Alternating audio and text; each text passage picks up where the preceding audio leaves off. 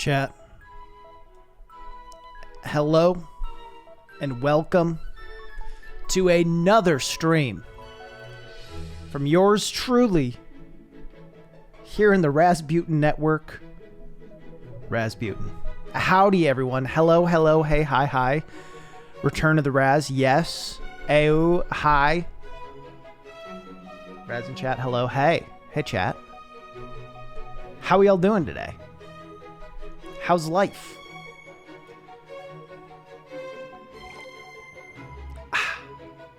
My water tastes bad.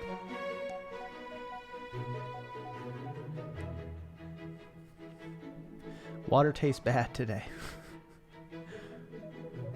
How's life? Ayo found that one, dude.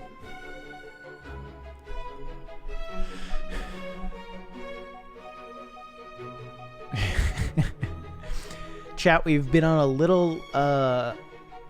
little spotty with streams recently, which I apologize for.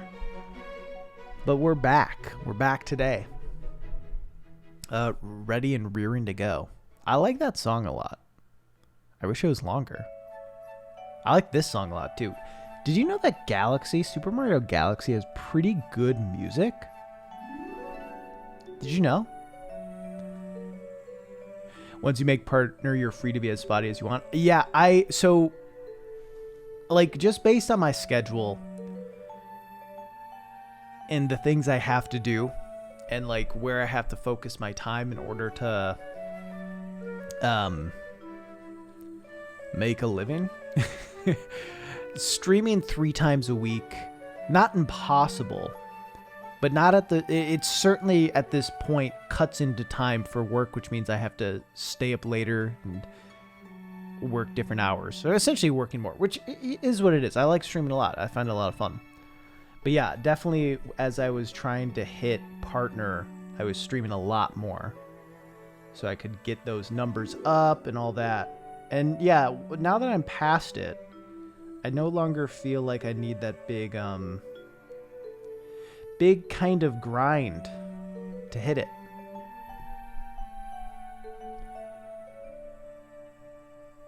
You let it lose last week?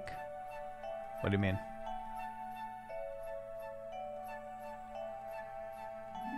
What is the conversation topic for the hour before playing this? I don't have a plan. I don't have a game plan to play. So,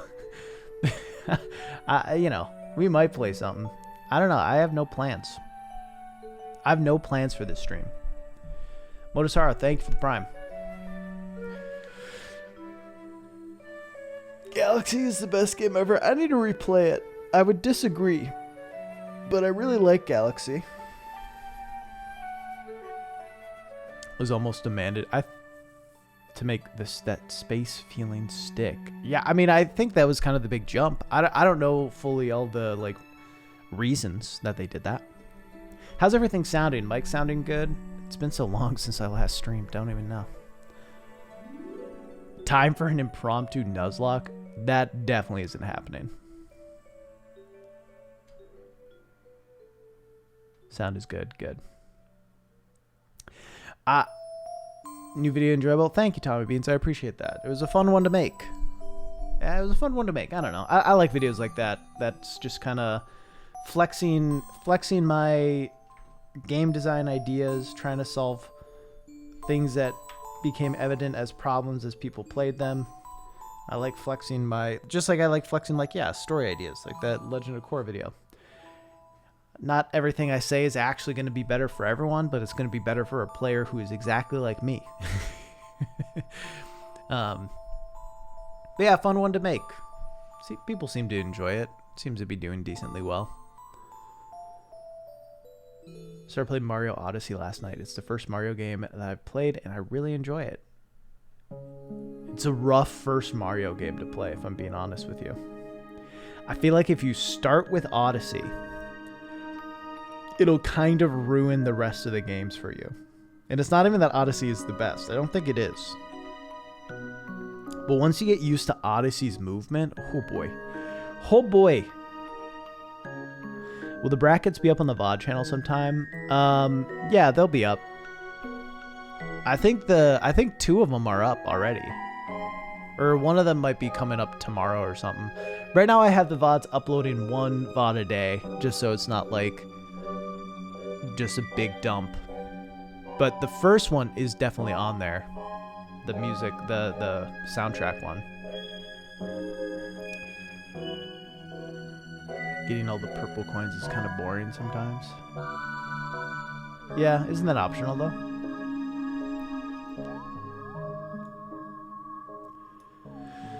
Other people look at games to improve them, whereas I like to focus on the positives. I don't know. I think you should look at both.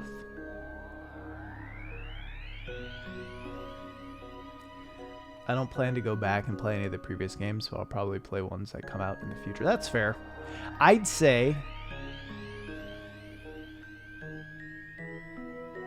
I don't know what games I don't know. Mario games are good. I'd say it'd be worth going to Galaxy and Galaxy 2 for the levels and level design. The movement in those games is not great, but the levels are really cool, which is nice.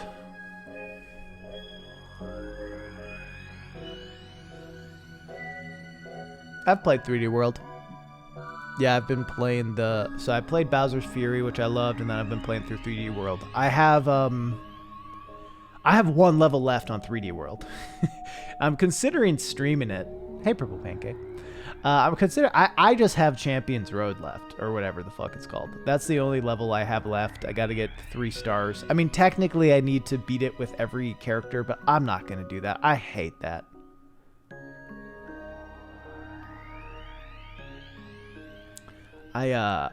Not a fan. I don't know. I feel like I sufficiently completed the game by just beating it with Mario. But maybe, I don't know. Maybe I'll replay it 5 times in my life. Great new... Thank you, Snow. I appreciate that, man. It was a fun one to make. I like making those kinds of pitch videos. I think it's an interesting challenge. I'm always weary to do it. Wary to do it? Wary.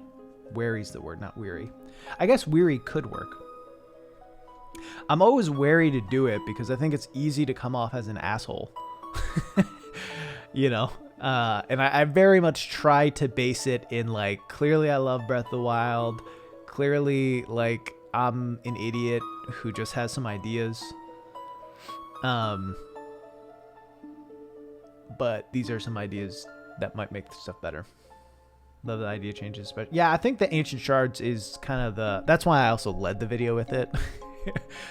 And I considered for a while just making a video about durability in the Ancient Shards, but I felt like I had enough interesting things to say about other elements, especially the ending, that I wanted to make a longer video.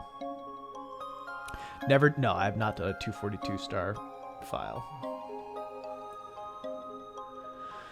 All of these suggestions are nice, but aren't wild. Yeah. I mean, that's the big thing. Is like, yeah, I don't know. That's what I found interesting about doing this thought experiment is like, yeah, it could have been a better game, but I don't think that would affect how I feel about it.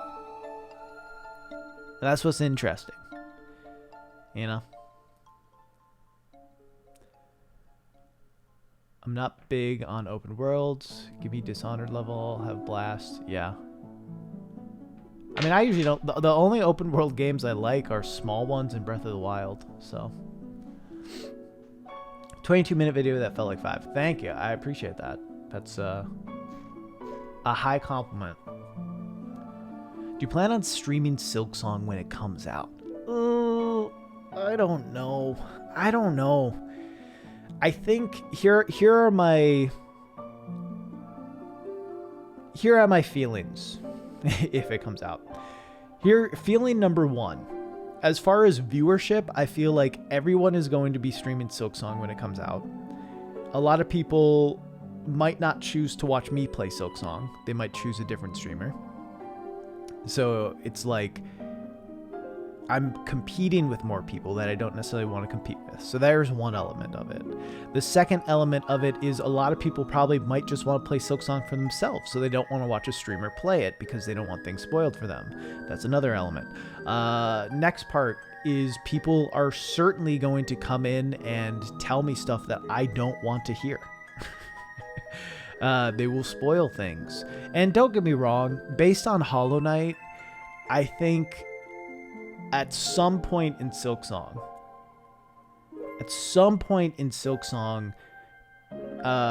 there's going to be something I need to look up. Because I would never have been able to figure out all the things you need to do to get the rating ending. Like, just... And maybe if I had been reading more text and paying closer attention to the game, it would have made more sense, you know? But it's... Frankly, it's pretty, like, to get that ending, it takes a lot of stumbling across very specific locations and doing a specific thing that I feel like I would not have ever figured out on my own. So I admit that probably will happen with Silksong at some point. But I want that to be my choice. You know, I want when I spoil something to be my choice. And not like someone in chat who just drops hints. And like, yeah, I could ban people or time people out if they come spoil stuff, but if someone spoils something, then it's spoiled. I also think, I don't know. I really enjoyed streaming Ori and the Will of the Wisp when it first came out, but at the same time, I think I would have liked it more had I not streamed it. But the wild early game, best part, true. Mid game, also great, true. Time to get late game, it's kind of bleh, still good, but falls. Yeah, I mean, I think for me, after I beat the third Colossus, after I beat the third Divine Beast, where with each of the ones before, I would like take a long time to get to the Divine Beast, do a lot of quests and exploring around the area, and then do the Divine Beast. For the first three, I did like just a ton of stuff around that, and then once I beat the third one, I went like directly to the fourth, did that quest about as fast as I could, and then went and faced Ganon, you know? So my pace picked up considerably at that point, which I think is an indication that I did not want to stick in the late game all that much, because it was wearing on me. I did what I think is the intended order, which is the Zora,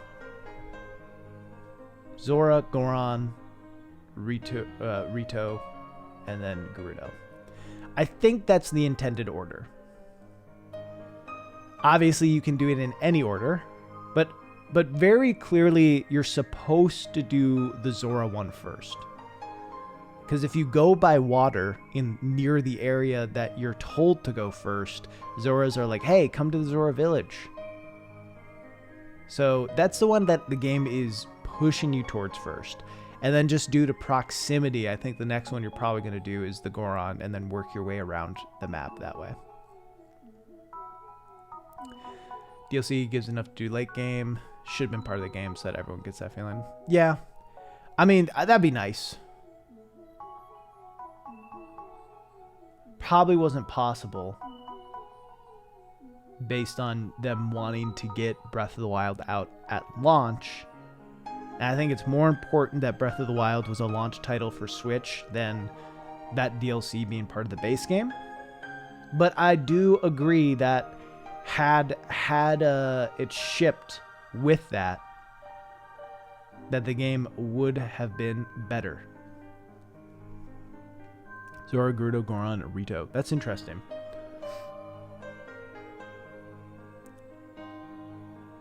Goron was more intended to be last, since you need to find a way to survive the heat kind of on your own. Yeah, but there's like potions right... I don't know. There's things right by the Goron area. See, I think that I mean, yeah, it's interesting. I feel like difficulty-wise, the Gerudo one is easily the hardest. I think it's the hardest boss of all of them. I think it's the most complex divine beast. I feel like the order of complexity is probably Zora, Rito, Goron, Gerudo. I think that's like, if you're looking for a good difficulty curve, that's the order to do it. Is Gerudo last for sure. But, yeah, having Rito be third, probably less good. I think it should be Zora, Rito, Goron, Gerudo. That's the best balance. Saw the bird and thought I could find a way to fly up there with stasis and all. Then I realized you could just walk over. Goes second usually after my playthrough. Interesting. Yeah, I mean, it's just interesting, you know, the different ways people approached it.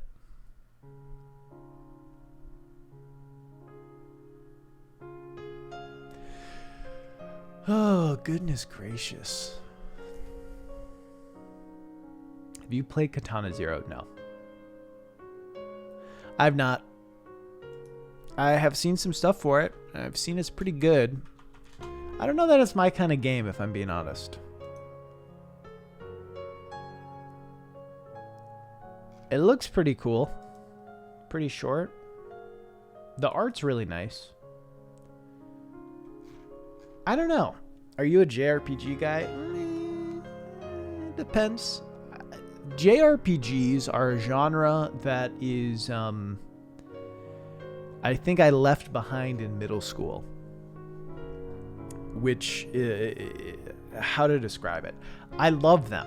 I love them so much. Some of my favorite memories in the world are playing JRPGs. But I lack the... I don't know if it's I lack the patience now. or I lack the time to jump into them. But they're hard for me to engage with unless they're kind of fast paced. So I started Crosscode last night, which isn't exactly a JRPG, but you know, heavily inspired by them. And yeah, I played 2 hours, so who knows? It might not be my favorite thing in the world, but pretty solid start just because how fast paced it is. Like combat moves fast. There's lots of fun puzzles. It's cool. Hello, Raiders of the Lost Kitchen. Favorites are the Xenoblades. I've not played any Xenoblade game. Hard mode playthrough, deliberately did them in reverse order. Gerudo. It was really bad. Do not recommend. Yeah, I can imagine. Most of my favorite games are JRPGs from earlier in my life, yeah. Modern gems here and there, but you have to sift through a lot of games that aren't that great to find them. Yep. Lane Girl, thank you for the Prime. Yeah, I don't know. It's hard for me to find a JRPG I like. I think like recent JRPGs I've played, Octopath was very mid. It was very mid. Some good music stuff in it, some interesting combat ideas, but the story I just couldn't give a fuck about. And then Bravely Default, I played that like in 2013 or whatever, 8 years ago. Whenever it came out. Maybe it was 2014. No, it was 2013, 2014. It was around that range. I played that and liked it a fair bit. Up until it got bad. Like the story of Katana Zero, I think it's really building to a sequel. Cool. Set up a lot of shit. Very little fell down. Cool. Music, a big part of why I like Xenoblade. That fair. I mean, music in music in any game is a pretty important connection. I feel like, especially though with JRPGs, something about those soundtracks. If you're a JRPG with a boring soundtrack, yikes, yikers, you're done. You're done, son. Never played a JRPG. If you have caught my eye, never pulled the trigger on actually buying them. Yeah. They're an investment. They're a big investment. Time-wise. Octopath had an issue where the stories, the characters didn't combine at all. Yeah. which sucks. A lot of the fun of JRPGs are the friendships. Yeah, I mean, right? That's the fun. Yeah, 100%, Jake.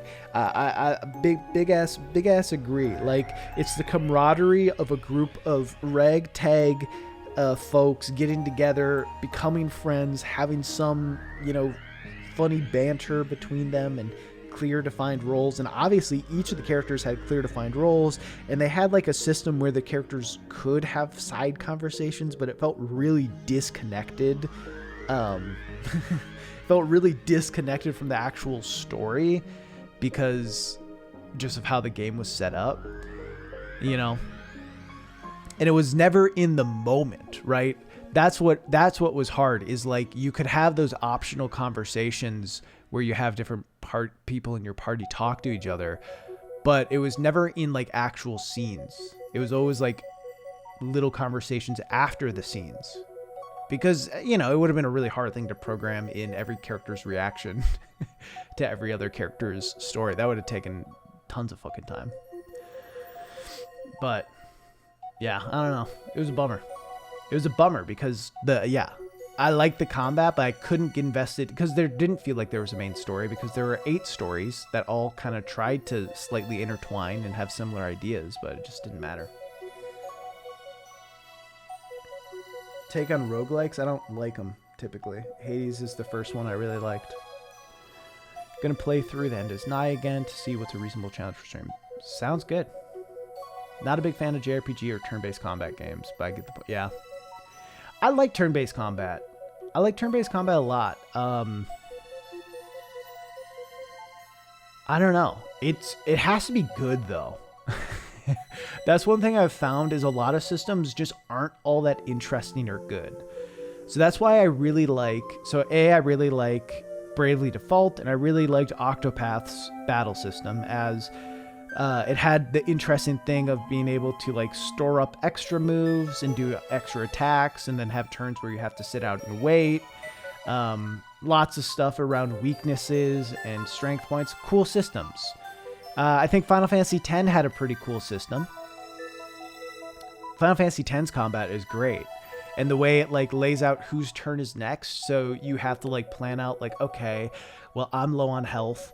Can I kill this thing before it kills me? All right, maybe I can trade out Waka and put in Lulu so she can get an attack in first, even though that probably wouldn't happen because she's slow. Wes, thank you for continuing the gift sub. Appreciate you. Don't try to make it work sometimes. It's an RPG, so it has turn-based combat.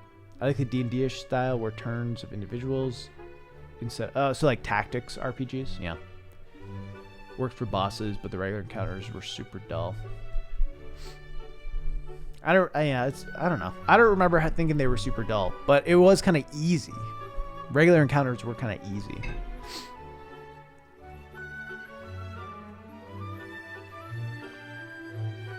Guess I have played it. Yeah. It's definitely, I think Kingdom Hearts is definitely a different subgenre of JRPG. All the speed orbs to Riku by the end of the game should have 3 turns. For every turn someone else gets. True. Enjoy Pokemon because it makes sense in game universe. Chat, I have a question for you. I've made a tweet alluding to it. But we'll talk about it on Twitch. This is the special shit you get for watching me on Twitch. How much do you care about Zelda lore? How important is Zelda lore to you? Greatly agree with Joe's take on turn-based. You spend some turns healing, you spend some turns attacking. Depends on the turn-based game, but yeah. I think that is an issue with a lot of them that don't have interesting systems.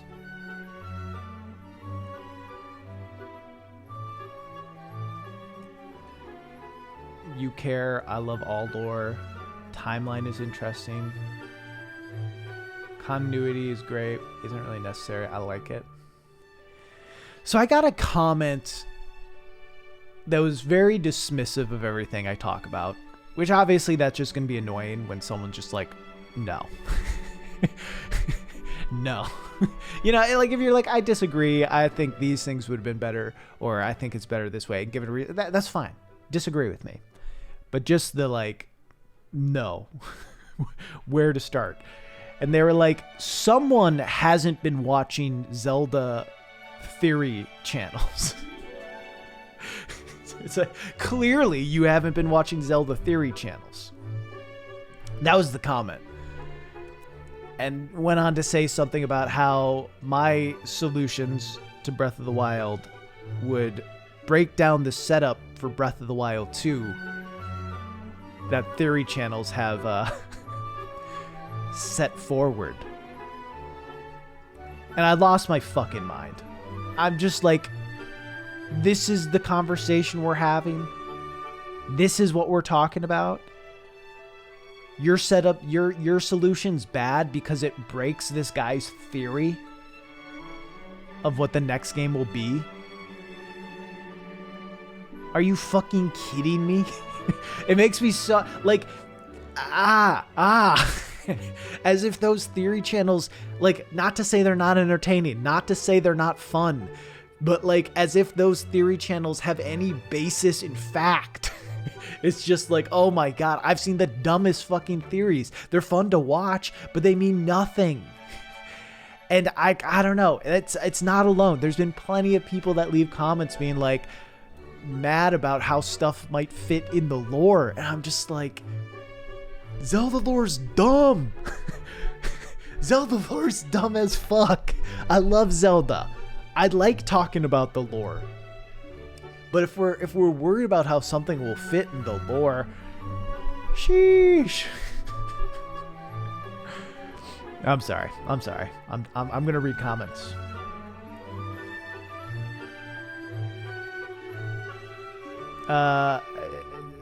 Don't care discovering through playing. I agree with that. Yeah, you find little bits and pieces and connections. I love that, Nitroid. I agree with that.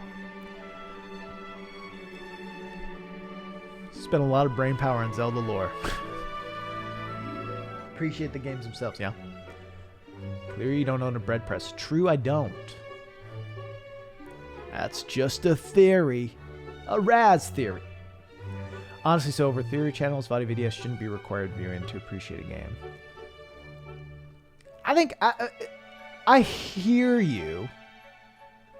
I think VOD does great stuff, though. I like VOD. I've only played Breath of the Wild and Age of Calamity, so I couldn't care less about Zelda lore. Well, okay, what I like about lore channels, I mean, VOD is less of a, I guess he does do theories, but more of like a lore channel. I'm fine with lore channels. I'm fine with theory channels.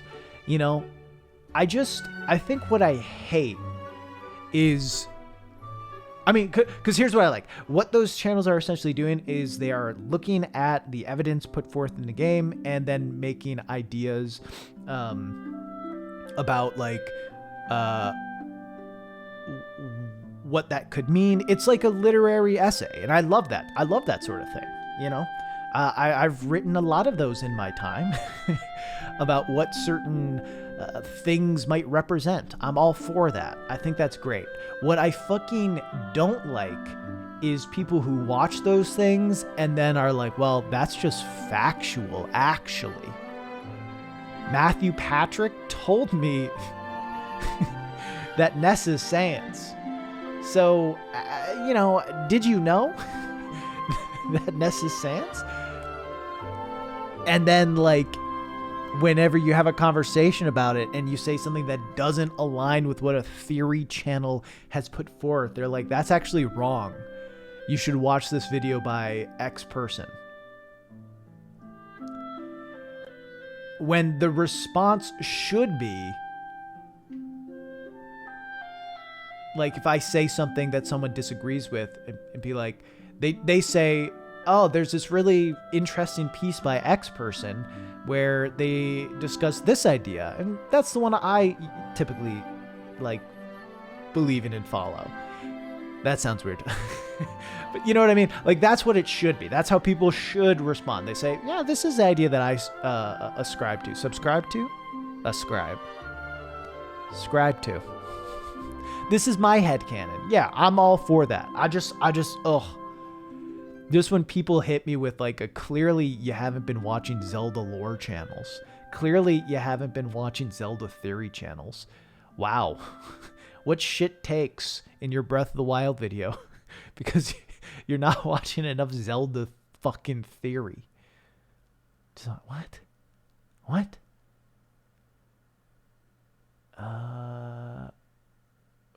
I do not remember that Pancake. I mean, I don't watch MatPat. So, I haven't seen that. That is lame, though. I got a bunch of bad comments, Mitch. It's mostly positive. It's just like some people, their critiques of my video is that it doesn't fit the Zelda lore, or that it goes against what Zelda theory channels have predicted Breath of the Wild 2 might be. And I just like, I have 4 holes in my desk now. I have so many holes in my desk. I don't know. It's tough because I like people get in get their headcanons so wrapped up in their identity and what a thing needs to be or should be that any suggestion that is different from it becomes a problem and is wrong. And then when the thing comes out and is different from their headcanon, then they get mad. I'm not worried about it. I just like dunking on it and venting about it. But it is not going to affect what I do or what I talk about.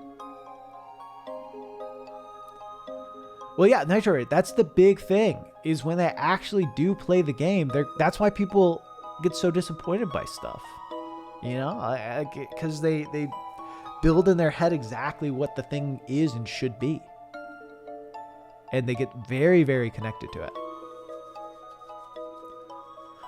I think what people don't realize with Zelda lore specifically is that it's always secondary to gameplay. Yep, the lore is there to support the gameplay in basically every Zelda game ever. And Breath of the Wild is no exception. Yeah, for sure. Breath of the Wild might be like one of the biggest of like stuff is just there that no one questions or thinks about. Like, I don't know. It's interesting. I've had plenty of people be like, hey, I really like the ancient shards idea. Which, like, granted, you know, obviously it's not an actual thing going into the game. I'm not a designer at Nintendo. And if it were, like, you know, the important part of the idea is not that they're called ancient shards. The important part of the idea is that you get some sort of reward for a weapon break-in. That's the important thing. I chose ancient shards just so I could have a shorthand for it, you know, in the video. But I got a handful of people being like, how would that fit in the lore? Like, how would that make sense? Why would there be ancient shards in every weapon? You know, and would X thing make sense? I'm like, I don't know. I mean, why does every weapon break into it? Like, you know what I mean? We aren't questioning that. We aren't questioning why every weapon blows up into some blue shards as it is. We just accept it, right? But what is the lore behind that?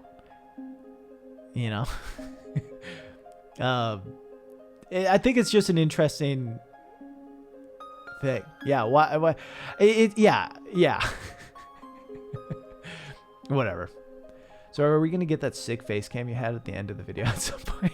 Maybe. It'd be tough. So to do that, I found a small paper bag, obviously put it on my hand and had like a hand puppet essentially. You know, my arm got very tired. So I'd have to find a way to set that up, have it be pointed at it, and go the whole time without losing all energy. Anyway. Paper bag helmet is canon though. I hope so. Wouldn't that be great? Something affects Zelda lore. It makes the gameplay better. That's just gonna be the new lore. Pancake, 100%. I agree. Yeah, that's what the game. That's what it's always been like. You know. What a random. Yeah, I already read that one. Sorry. I think you said you use that as example because the animation just... Yeah, I mean... Yeah, that is why I chose that, just as shorthand, and like, it was the easy thing to come to, right? Even though I think that'd be perfectly valid. Why is the animation that way? No one asked that. You ever watch Rasputin Lore Theory channel? Great ideas, was really evident, put a ton of thought. Thank you. Thank you, Jaded. I appreciate that. Hey, Ramen. +2 defense, 200 intelligence.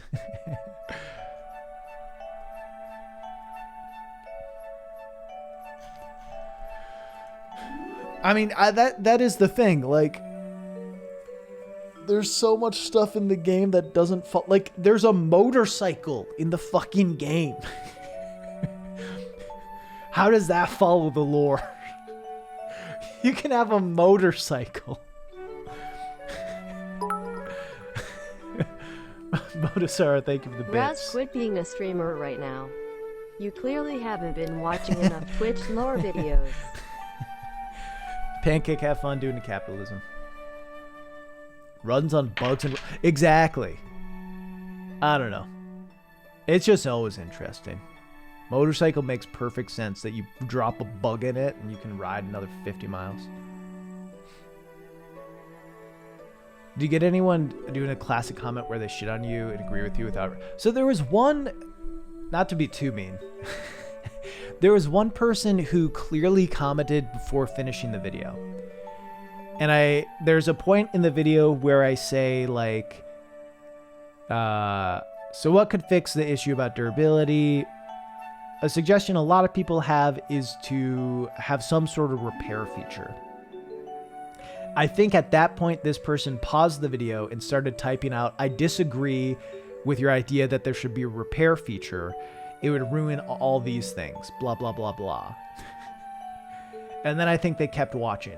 And I responded being like, I literally say that a repair feature would be bad. That wasn't my suggestion. And then they edited their comment and said, oh, sorry, I had a typo. I phrased it weird. I actually agree with you. Which, like, is 100% them, like, backing up, being... And it's just like, they should have said, I paused the video after you said something and didn't finish it. I made a snap judgment that was wrong. That's what they should have said. Right? That's what they should have said. They shouldn't have said, I misphrased it. They should have said, I thought you were saying something else because I didn't listen. Because clearly that's what happened. But yeah. Another one that I saw was... one person was like... It was just such a weird interaction. They were just like... Clearly your distaste for the combat shrines shows how terrible you are at combat. And then they went into a whole thing about how combat shrines are good. Which that part was great. That was a great thing to talk about. You know, someone making an argument for why there should be combat shrines. But starting with it, like, you have a distaste for this because you're bad. Get good, Scrubbus. And then I responded, being like, thanks for get gooding me. And then they were like, I think you're just being nitpicky with games right now because there's a drought.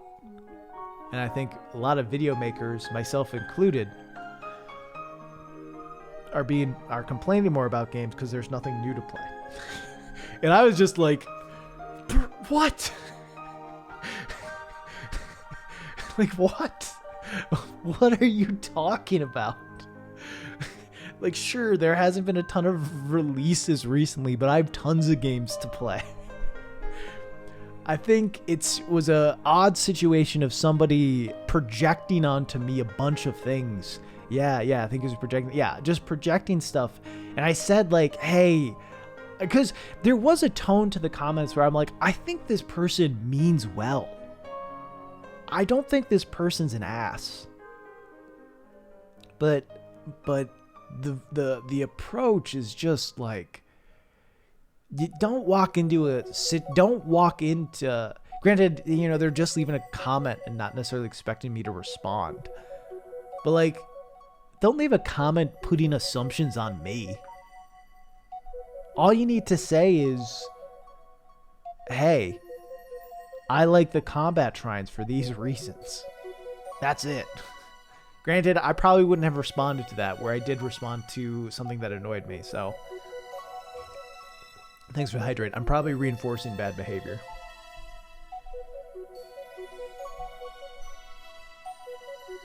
Tap and mark on the map, return later. Yeah, that's fair.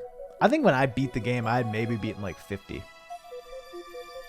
I didn't do most. I mean, I've done all the shrines now. Like, I went back and went through it all because I like the game. But yeah. Don't assume malice when stupidity and misunderstanding suffices. Fair. Ego, welcome to the stream.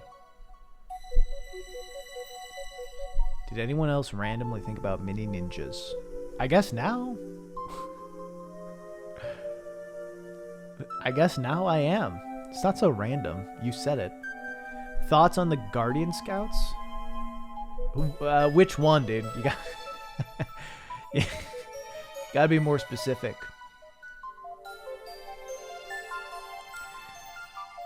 The one that I tweeted, the one that I tweeted about was me getting annoyed with someone who started something being like, well, where to even start?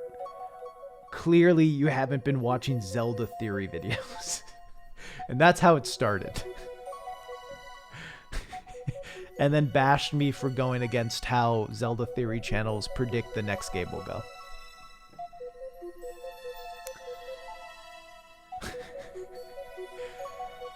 They said that most of my ideas would fundamentally break the game, but didn't explain why.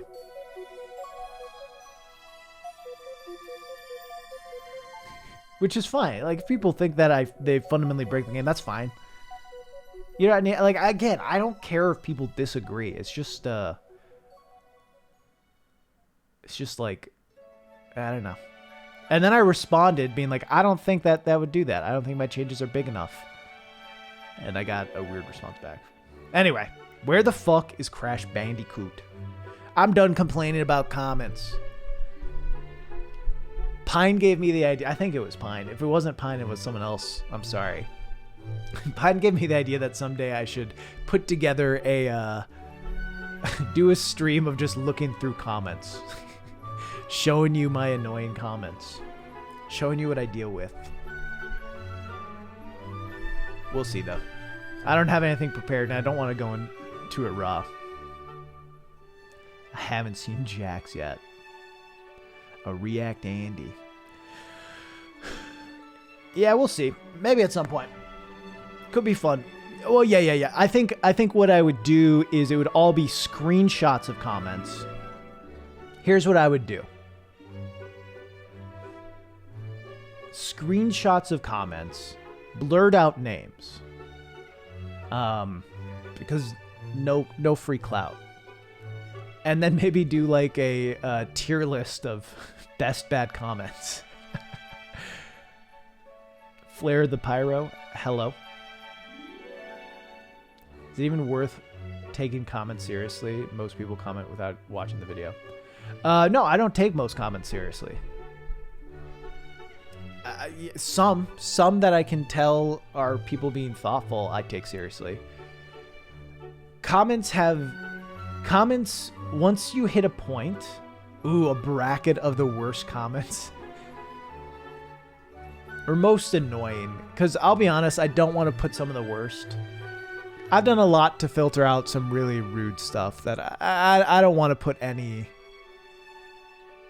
focus on people who are just like spewing straight hate towards me or anyone I care about. You know? But definitely am down to dunk on people just being annoying.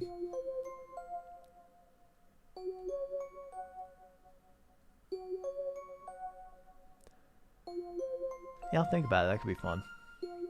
When will we do a bracket for the top 16 Raz tweets? No one likes hate comments? Yeah. Biggest doofus. Yeah, I'm all for like things that just made me do the like hand on the forehead. But stuff that like actually hurt my or anyone else's feelings, I would not want to give any. Oh, we got a Ludwig fan? A Ludwig 7? Ego, welcome. Truly welcome now. Do my best to get in the video. Please don't.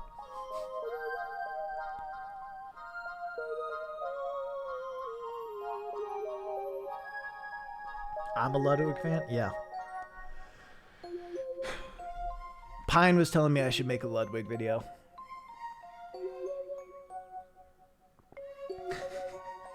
Why Ludwig's the most successful streamer or whatever.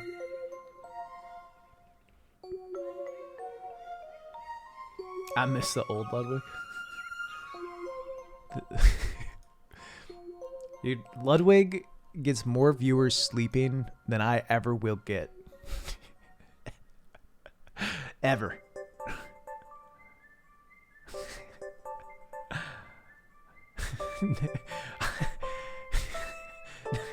It feels bad, man. Ludwig on Koopa. True. Yeah, maybe. Overwhelming wrath of Twitch chat. Sorta. I think Twitch chat likes Lud, though. I think most people like Lud. I think that's why he's getting away with this, where other streamers probably wouldn't. Make a 3-hour video about Joseph Anderson.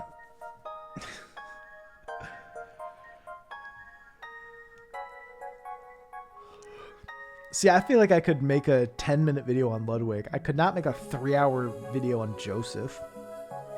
It'd be a funny meme. What's there to say about Joseph, though? That's like... You know what I mean? There's some creators that, like, I think break out so much of the norm and do things to elevate certain platforms and are easy to focus on because of that. And, like, I don't think Joseph has, like, the mainstream... How do I put it? The mainstream influence where I could talk about it for 3 hours.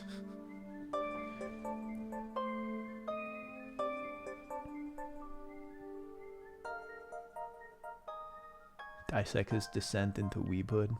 Just talk slowly. I'm also like, here's the interesting thing. Like I'm mutuals with Joe. It'd be weird to make a video on him. I don't know Ludwig. Ludwig doesn't know me. We're not gonna be friends. I'm a Ludwig viewer. We're not friends. We'll never be friends. So I feel like I could make a video on Ludwig. Also, here's the benefit to making a video on Ludwig, especially at my channel level. At my channel level, guaranteed, as long as the video's not like 40 minutes long, I'd get a react. I'd get a react. Joseph, would he watch my video? No. He wouldn't. He wouldn't watch my video, especially if it was 3 hours. Tell me that my relationship with Ludwig is parasocial. I'm telling you that your relationship with me is parasocial.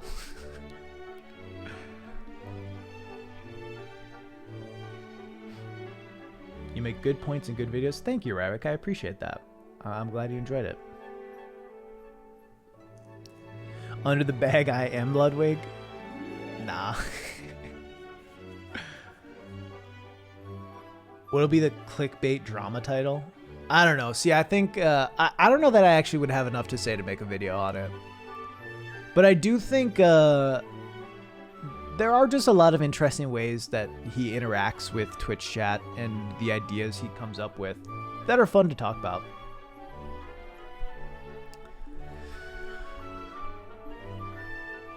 Under the bag is Joseph.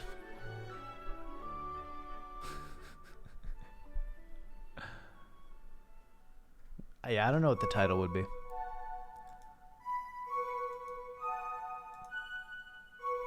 Ludwig, Twitch's biggest menace. See you, Nitroid. Have a good day. Appreciate you for stopping by. Chat, I have no idea what we're doing today. I don't know what you guys want to do. We can just talk. I'm perfectly content talking. I have some games we could play. I could react Andy. Beg is the face stealer from Avatar. There are thousands of faces under there, including Ludwig and Joseph. Pounders? Any pounders in the chat? I could practice my Mario runs. Cap. Very chill, having a great time. Hope everyone else is too. Thank you, Sam. I appreciate that. Any of you guys watch Pine's new video?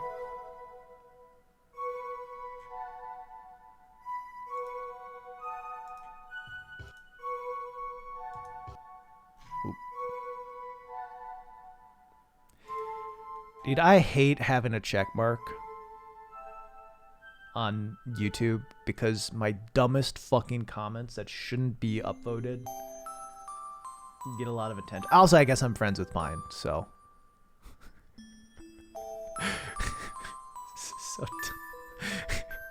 This is so dumb. Don't give me attention for being a fucking moron. Chat, I'm gonna run here. This is not an ad technically because I'm not getting money from it. But if you like Iron Pineapple and you like wall art, you should check out Pine's shit. How do I just look at the picture?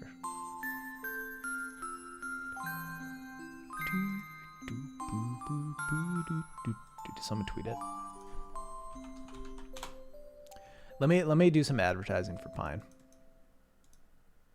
Got bored. You were gone for fucking 4 seconds.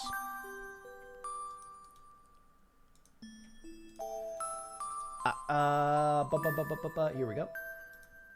Dude, this is Pine's art thing. He's working with Displate, which like do like metal things. It's fucking cool. I don't know how well they do, but this is cool shit. Like, it's just like has like a toy set aesthetic that kind of shows all the major areas of Dark Souls with his, little guy walking around. It's cool. I'd love to do something like this. I don't know what I'd do. Oops. But yeah, cute as fuck. Ugh. Melt your fucking soul. Yeah. Do print of your BRB screen? It's not a terrible idea.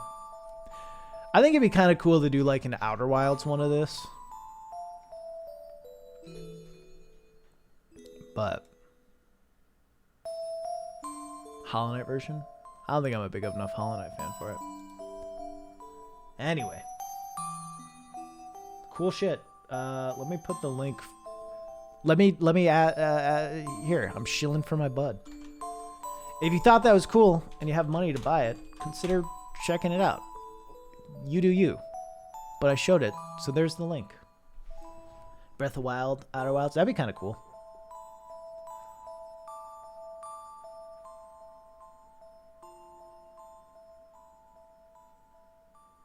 Time him out for spam. Do you like horror games? I'm on the fence about them. I don't hate them, but I don't love them. Quagsire is in fact my favorite Pokemon. He's the best Pokemon. Look how cute he is. Look how fucking cute he is.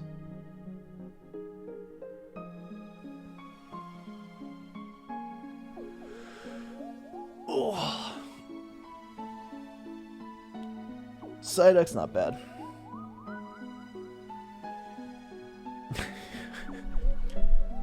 Yeah, sorry, bro. Let me just play some RE1 tank control shit. Let me tell you about Resident Evil, baby. The greatest games. I actually don't think our taste in games is incompatible. I think your taste in my games are incompatible. I think I probably like most of your favorite games.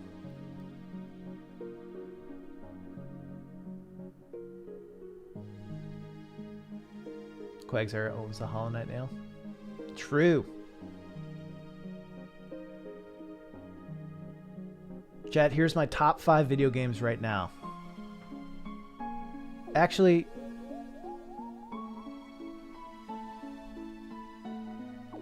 you list them. Tell me what they are, chat. In order. 1, Hoop Stick, yes.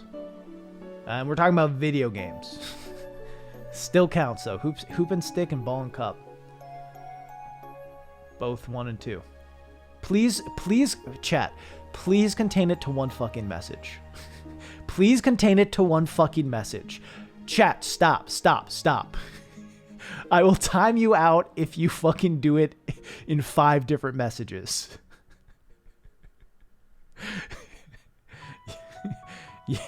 you have do it in 1. I was watching Pie's video. Really want to. So Steve, I downloaded it. That might be the game I play today. If I play a game, Pine talked to me about it a while ago. I was like, cool. I think I'll play it. And then I watched his video and I was like, yeah, okay, I'll buy it. So I bought it and downloaded it. Basically, I don't play games anymore. Entertainment comes from people like Razbutin talking about them. E-dubs. I'm sorry. I feel that though. That was me for a while. And that's why I started a YouTube channel. Because it gave me like this... It gave me what I felt like was a reason to play video games. Breath of the Wild, RDR2, God of War 2018, Minecraft, Dark Souls 1. Bingus Obongus. Of my top 5, you got 2 correct. 1 in the right position.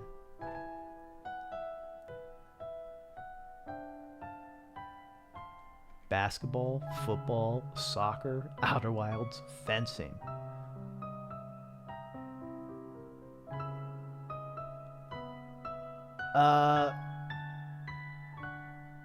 ABC got all 5, but two in the wrong spots.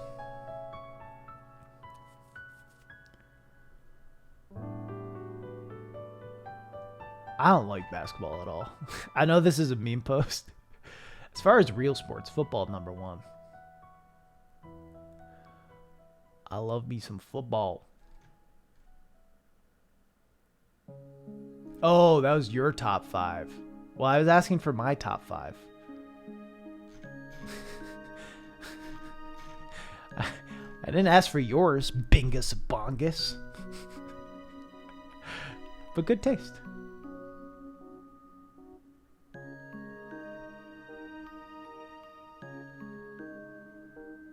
American football. This is the good football.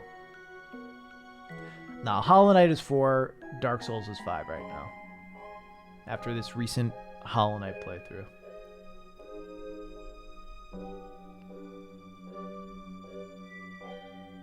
And over my somewhat recent Dark Souls playthrough as well.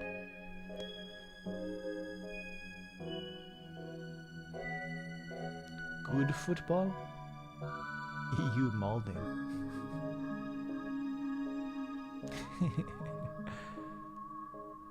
I want you to guess. Bruh. Kappa Kappa. Yeah, I've played both the Ori games. Ori and the Will of the Wisp. I mean, so both are good. I think it's an interesting thing. I have way more nostalgia for Ori and the Blind Forest. That game like does something to my heart. But Will of the Wisp is like way better. Will of the Wisp, great game. Very fun. Gotta do a video about what you would change in Outer Wilds. So I feel less comfortable doing that. Part of why I feel comfortable doing that for Breath of the Wild is that that's kind of the legacy of the game, is people feeling conflicted about it. Like, so many people loving it.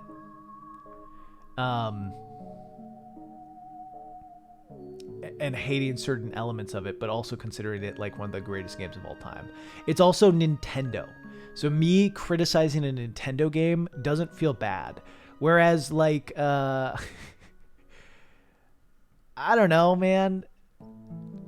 I've talked to people who worked on Outer Wilds.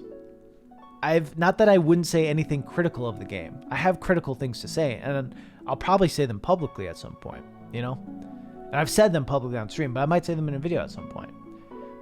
But, like, I don't know. It feels weirder. Because they're a small studio. And also, here's the thing I would change, is fucking,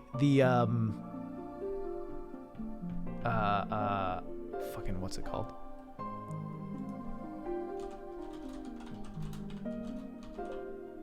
It's...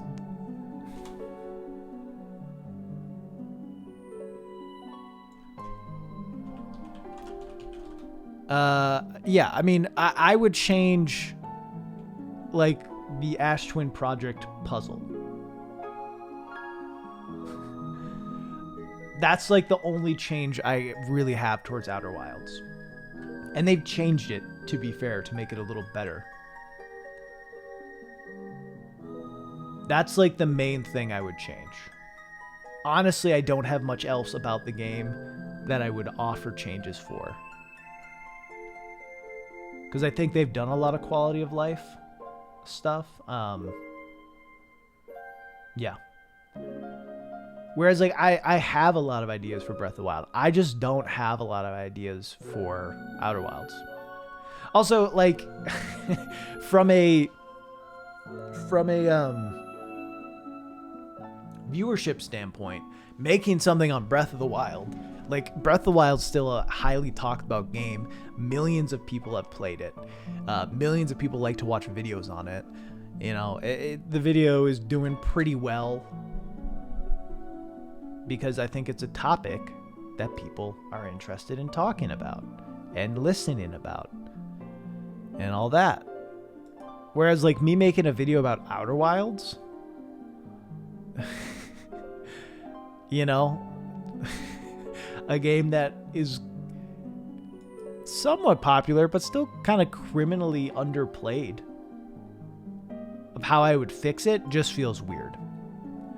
When you're highly considered by a large population to be one of the biggest and best games of all time, I feel better about doing a critique like this.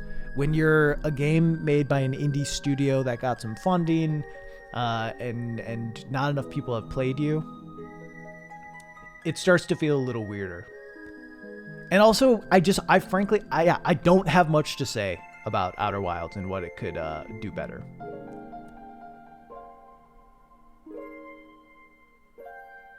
Have you done a video on difficulty? Not exactly. My consumable items video talks a fair bit about difficulty. But yeah. Any plans to play the Subnautica sequel when it's dropping in May? That's the official release. I'll definitely consider it. I really enjoyed playing Subnautica on stream, so maybe it'd be fun to revisit the next one, or to revisit the series by doing the next one.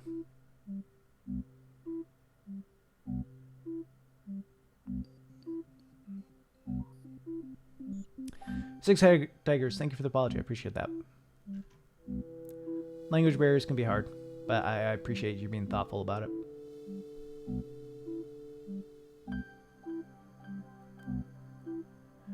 Limits the potential. Yeah, for sure. Smaller number of people played Outer Wilds. Yeah. I mean, I do think the, like, fixing my favorite game idea as a series could be kind of interesting. I don't think that, like, this one would need to be really popular for me to want to revisit the format consistently, you know? It is a fun thing to do, but the amount of games you can really do it on is limited. You know? Like, I could do it on Shadow of the Colossus, but we're talking about a game that came out fucking 16 years ago, or 16 some years ago. So like, sure, there's plenty of things that could be better about it, but also considering when it was made, it's like, okay, you know.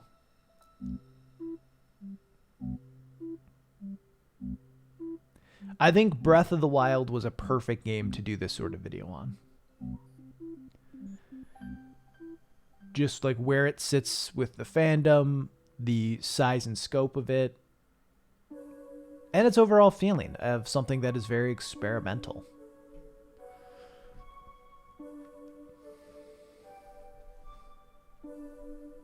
Donkey Kong for 3 hours. I leave that up to Snowman. That's Snowman Gaming's job. I've never played Breath of the Wild. Good game. How I would reboot? Yeah. Have you tried out Valheim? Yeah, I've played like 4 or 5 hours with it. It's fun. How far do you think VR is going to go in the future? How do you get Breath of the Wild on PC? There's like, you download a Wii U emulator, I guess. And then you legally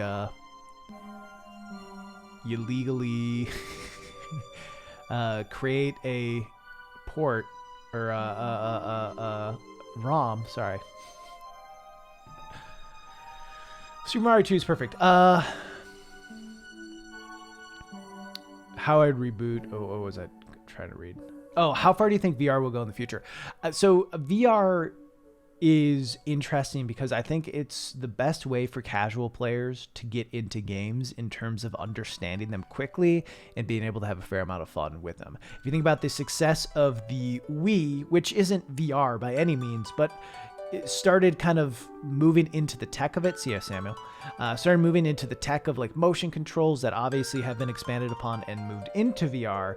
Like, what's good about it is VR is easy to understand, and it is easy for people to pick up. It is very easy to pick up VR, which makes it a great entry point for people everywhere. Issues with VR is you have to put on a fucking headset, which is awkward, and like it really limits social gaming, which is a big selling point for a lot of games. Think about the most popular games out there, the ones that sell gangbusters year after year. A lot of them are multiplayer titles. A lot of them have some sort of co-op. Granted, you know, they have moved more and more off of split screen stuff and onto online stuff, but it still exists in a lot of them. So that's the issue, is you can't really socially play VR with people in your same room. It's always a little awkward. The other thing is it makes people very fucking sick. So the things to figure out, I mean, one thing is wearing a headset will just always limit VR. That's just that, you know? And there's really no getting around that. As far as the other part, I don't know. If they can find a way where people don't get motion sick at all, that would improve VR. But no, I think VR will always be kind of a niche thing. Until we get to a point where it's like, have any of you watched Black Mirror? They have like VR in that where you just put like a thing on your forehead and then your eyes turn white or whatever, and then you're like in the game world. Until they have that sort of thing where like, or Ready Player One VR. Well, yeah, I suppose. Where you're really just like your mind is transported into it, which, to be clear, that will happen one day. Probably not in our lifetime fully. But like, is that the singularity or whatever? It will happen. You know, like the Matrix will happen. In some capacity. I mean, not necessarily how the Matrix is, you know, but like a virtual world that you will be able to transport your mind into. Like, that will happen.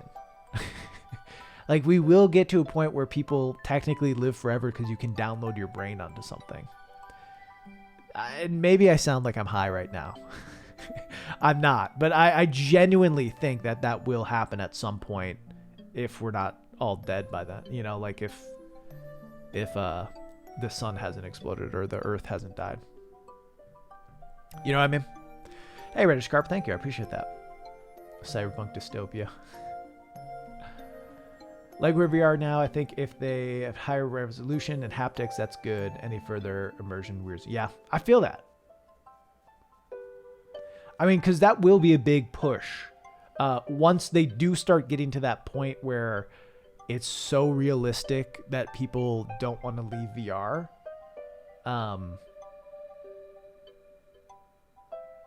There will be a huge push against that. Understandably and probably fairly, you know? But we already do probably live in a simulation, so.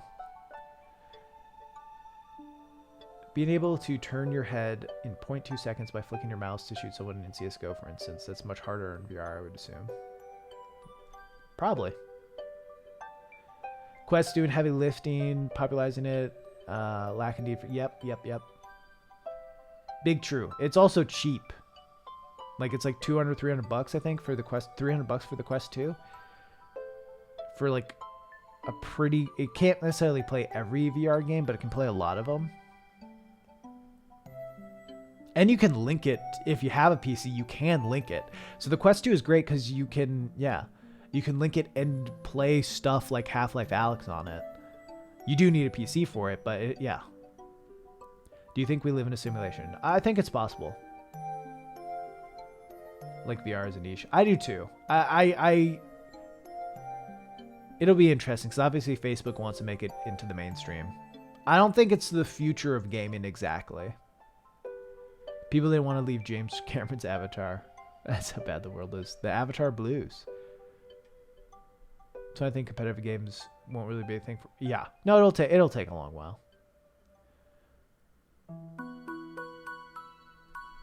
I want Ape Out.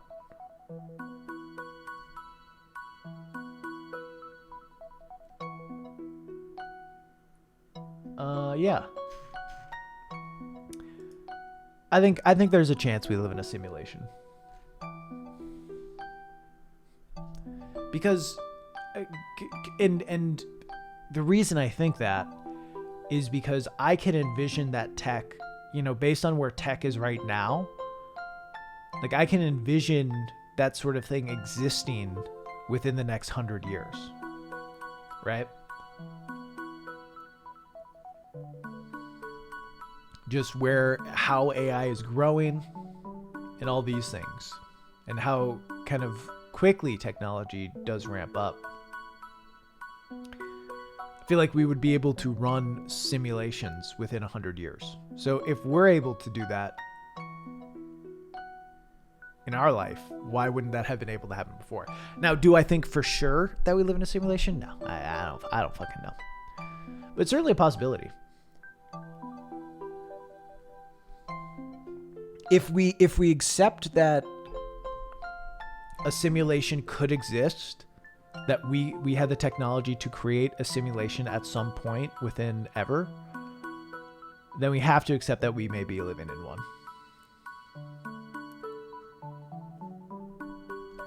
Fly Penguin, thanks for the raid. We're just talking about how we might live in a simulation.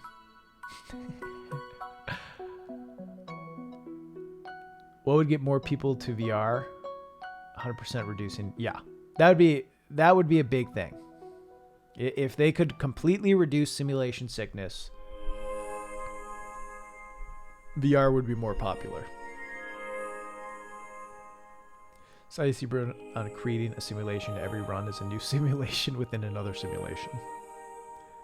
We have to accept that we are at the NPCs. Sure. Yeah. Simulation might be too obvious. There might be something else we're in. Maybe. Just say how we live in an age where we get to witness some of the best narratively games ever, and that combined with VR could create some of the most immersive stories ever. Yeah, big true. That could be very cool to see. Who is the main character of the simulation? Well, I have to assume it's me. Right?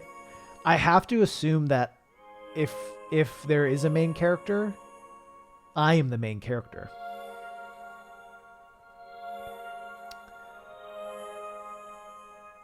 Just like all of you should assume that you're the main character.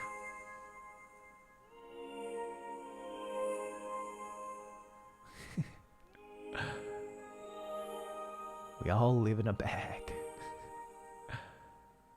Quality of life improvements. Smaller headsets, true. Fixing mode, yeah. I know for a fact I'm an NPC, but I want to be an NPC. It's clear none of you have watched any simulation theory videos. Fuck. Would an NPC know it's an NPC? I don't know. Watch a new video, open eyes to everything Breath of the Wild 2. Could be disappointed when they aren't implemented. Chat, just imagine this.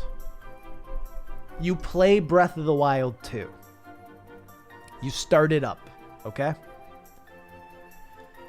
You walk out of the starting area. Oh, you have your bombs.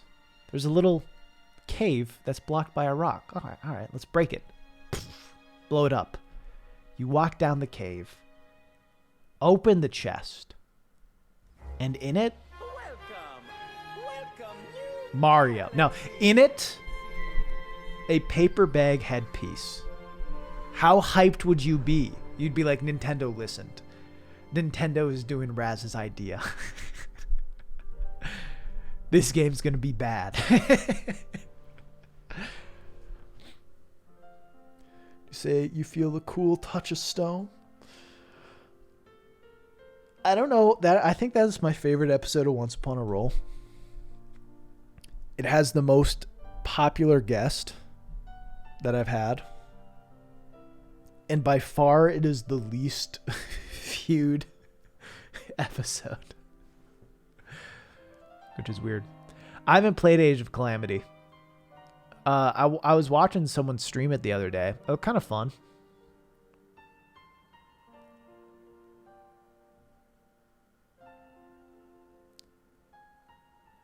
Yeah, Cool Touch of Stone was a fun one to do.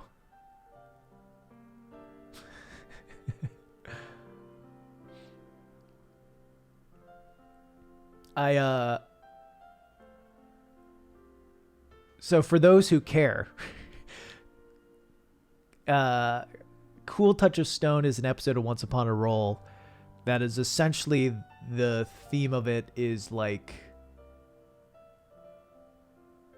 Groundhog Day, of characters trying to escape, and every time he seemingly dies, he wakes up in the same spot and gets to try again, which was a fun thing to go with for it.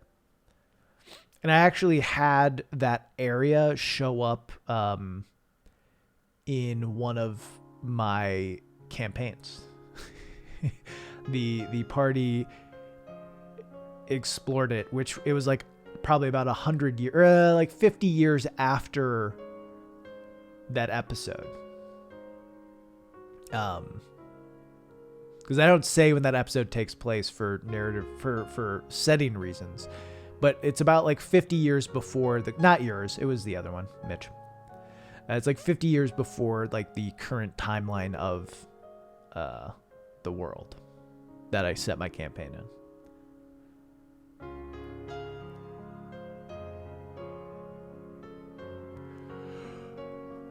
But it was fun.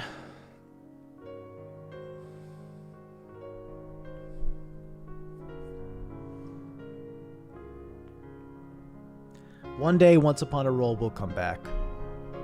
And then maybe leave again. We'll see.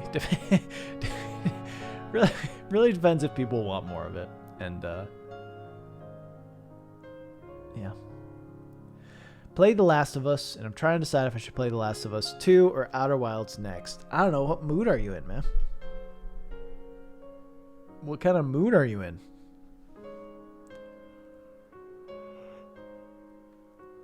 Are you in the mood where you can deal with feeling bad for a while? then play The Last of Us 2. Are you in the mood for, you know, very player-driven discovery? Where there'll be times where you feel like a complete and utter idiot, only to have some sort of switch flip and be like, actually, I'm a genius.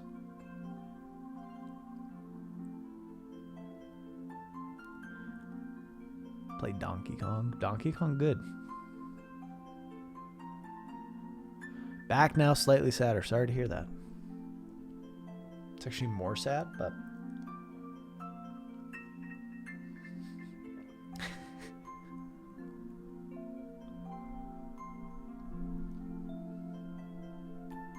Tropical Freeze. I have not beaten Tropical Freeze. I'm not good at Donkey Kong.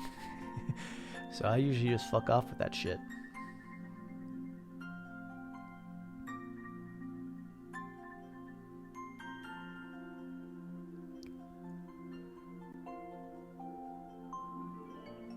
Sorry to hear that, Nitroid.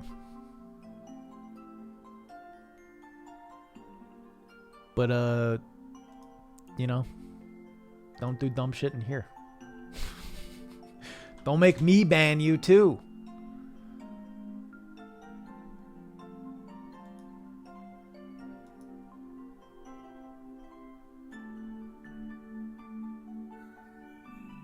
That'd be embarrassing.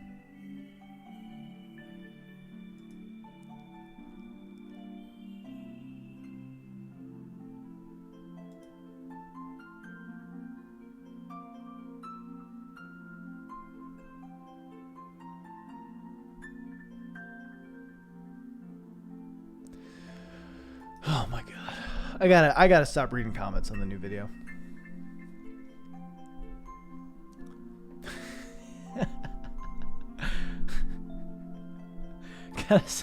Sometimes people just post stuff that I'm just like, ugh.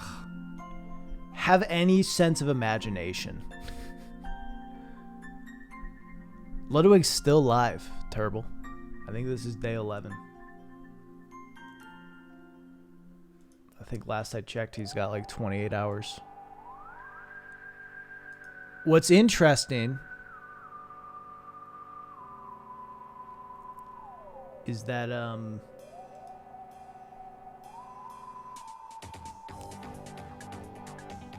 I know he's like going on vacation to visit his girlfriend's family. It's something he's talked about. And the stream could end when he's gone. It probably won't, because I think as soon as it gets down to 10 hours, people will start going nutso on it. But just reading phone comments, yeah, I can't help it. I think his goal was to stream.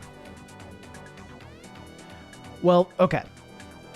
So from what I know as a Ludwig viewer is he went on like a 10-day vacation to visit his mom and hang out with friends. And he wanted to do a subathon when he came back, mostly because he knew that his numbers would be down after a vacation. Because less people would be watching for those 10 days, his sub numbers would go down. So I think he wanted for his Goblin Brain to do a subathon so those numbers went back up to a acceptable spot. Right, so that's why I think he chose to do it. And then it blew up way, way more than he ever thought it would. I think for a while he wanted to just be #1 sub. I think there's a slight goal in the back of his head of beating Ninja's record, but it's not going to happen. I don't know, he's making a bunch of money. He's donating like almost $100,000 to charity because of stuff that's been raised for it. Yeah, I don't know. It's been great for him, even though like he might not be pocketing a ton of money. Which like he's still, for doing this, he's still pocketing a fair bit of money. But, you know,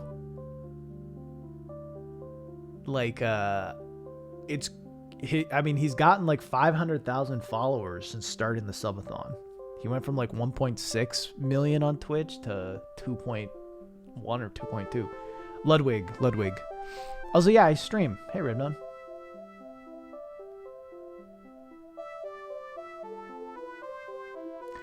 But yeah. That's his goal. I think just stream. Grow his stream. Get more well known. But yeah. Last time I played D&D, which was a few years ago, the group I was playing with kept interrupting each other and the DM. That's annoying. I don't know if I'm going to play a game. I don't know what to play, though. Raz is going to break Ninja's record. Listen, no. No, I'm not.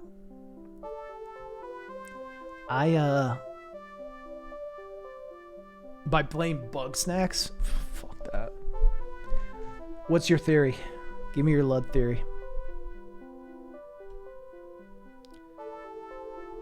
Raz, most popular Let's Chat stream? Not even close. I gotta get a hot tub and wear a bikini, and then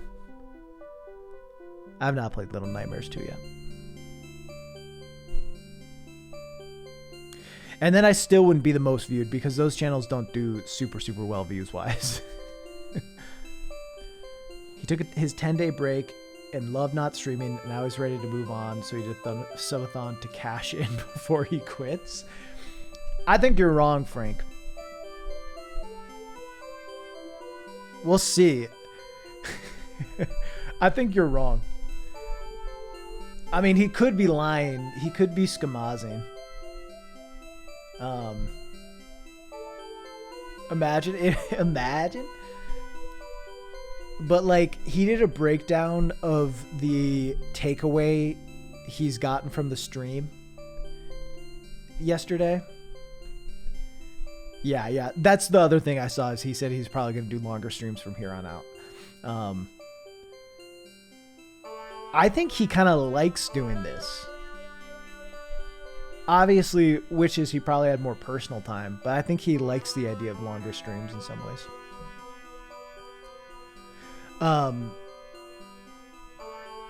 But yeah, he did like a breakdown of his earnings, and I think the chat, like, so I think he said like chatters have spent like over $500,000 on him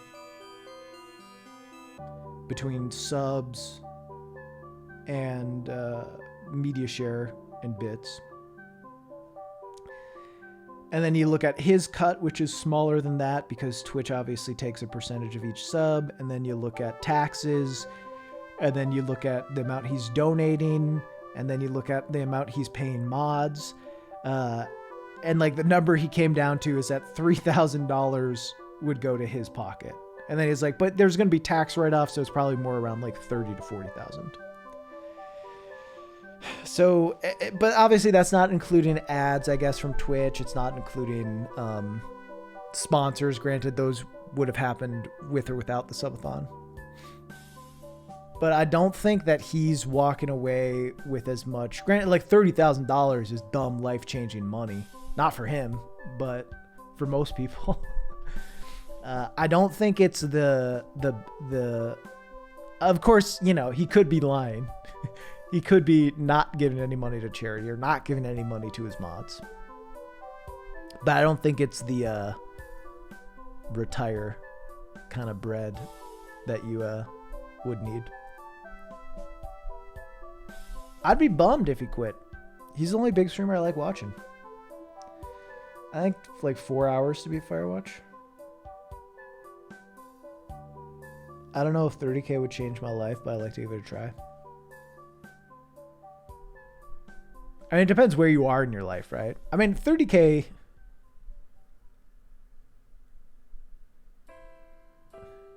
I'm trying to think. I mean, 30K would obviously be life-changing in certain ways. I don't know that my lifestyle would change right now. But it gives you, it gives people freedom to do different things. It all depends where you are in your life. Right now, like my wife and I are both employed, making decent money between the two of us. We also don't like have tons of expenses. We don't own a house. We don't have kids. So That helps. But I think 30K is life-changing for most people.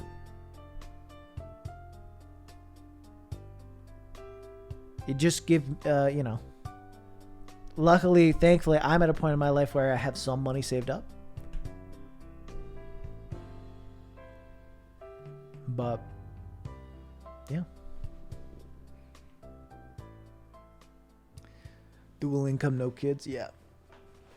I mean, that won't always be the case, but right now, making some buku bucks. Hit 1 mil in December, then 4 months later doubled it. Yeah, it's wild. I mean, not to just have this whole stream be about Ludwig. Let's talk about me, please. Let's talk about me, okay? I need attention, chat. I need attention. But I remember, like, as someone who's been a fan of his for almost a year now, like, watching Pokemon Month, which was in December, which was like doing all these box openings and just being so like, wow, his channel is fucking popped off. And doing so well and getting so many viewers and his shit's growing so much. And then, yeah, just a couple months later has done something way, way fucking bigger. It's cool. Cool to see. Fun creator to watch. I'm doing well, Escape Lightweaver. How are you? Just joined and wanted to say how much I appreciate your videos. Thank you, Sofadal. One of the best perspectives in games I've seen. Thank you. Thank you, thank you. I think you take that 30K and throw it at something that can be life-changing, like taking off work to get a master. Yeah. If you can. I mean, if I got 30K, I would invest a lot of it like back into myself and like business stuff. And that's kind of what I'm doing with Stimmies. It's like, well, got this little extra padding, so let's invest it in my shit. Only found out about him because Clint Stevens dissed him, but then Lud actually went live. I actually don't know how I found him. The first thing I watched of his was a blackjack video.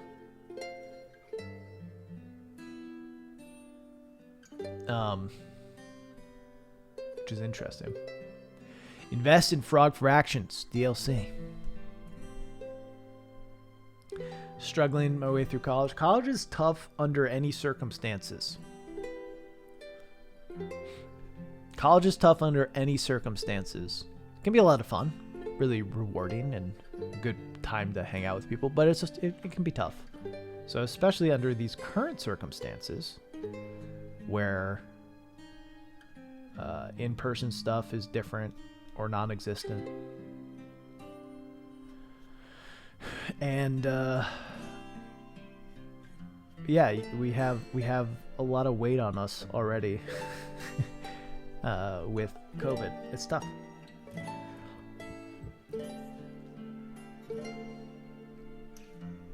Definitely, if you're not in debt from it, less tough for sure. When are we gonna play Valorant? Look, man, I've never played Valorant. I have no interest in it. It doesn't look like my kind of game. Doesn't look like my kind of game. You'd have a better shot at getting me to play Overwatch. COVID really making stuff shitty right now? Yeah. Is that Rasputin? Is that Cullen? Infamous Dark Souls streamer Cullen? When are we playing Silent Hill 2? I actually need to play it. And Mitch, you can get mad at me for this. I want to talk about sound design. Mostly. No. Yours will be different. There'll be different things. You and I can talk about it. I don't want to step on your toes. You know, we can talk about it. I mostly want to talk about Hollow Knight and how like it makes you feel lonely. You know what I mean? That's what I want to talk about. But I feel like I need to play Silent Hill 2 to have like an understanding and appreciation for kind of the like originator and goat of spooky slash lonely sound design. Yeah. I think they'll be the ideas will be very, very different. Mine will be talking a lot more about I mean, it won't really be talking about Silent Hill. But I feel like I need to play it to have a context of it. I did play PT, yeah.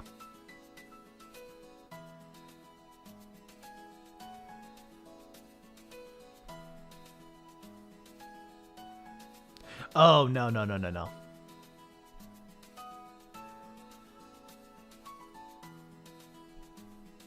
Haven't played it yet.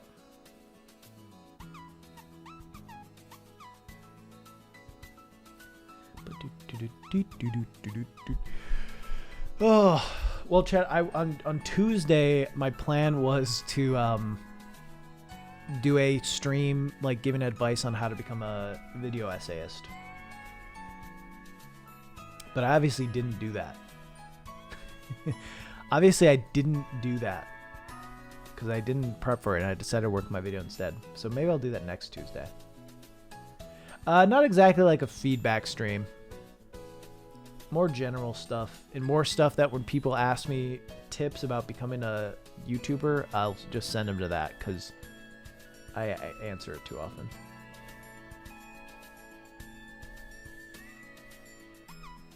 The loss of all the video essayists. No, I'm not going to do it Saturday. Whispering Hills mod for Fallout 4. I have not. That sounds kind of cool, though. Just learn how to write, edit, gear, and a good mic. That's it. That's it. You've got it.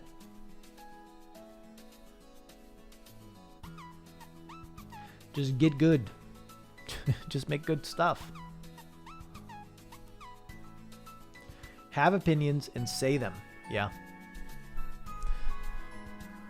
True. I mean, that is an interesting thing. Like, I don't know.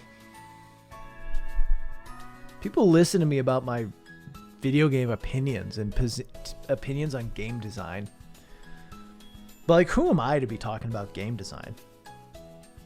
You know what I mean? I've never made a fucking game. I never studied game design. I'm just a dude who plays video games. Doesn't mean I have no value in what I say. You know? I think a lot of my ideas are decent. But my point is, I'm like a nobody. You know what I mean? I'm a nobody. Have you played Townscaper? No. I have not. I'll look into it at some point. You regret buying your Blue Yeti? Yeah, you should buy an AT2020 instead. If you're going to buy a $100 mic, AT2020, baby. Hope you're doing well. Now until you finish Dark Souls 3, both DLCs have been finished, and I both want to take a long break from Souls, but also have a Dark Souls shaped hole in your heart. I feel that. I felt that after Dark Souls 3 too.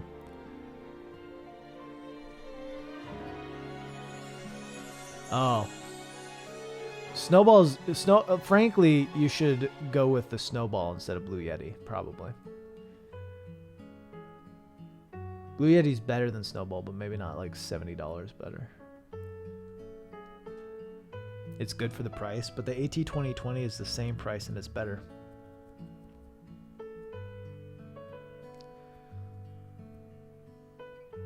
We're all nobodies. Yeah, that's what I'm saying. That's what I'm saying.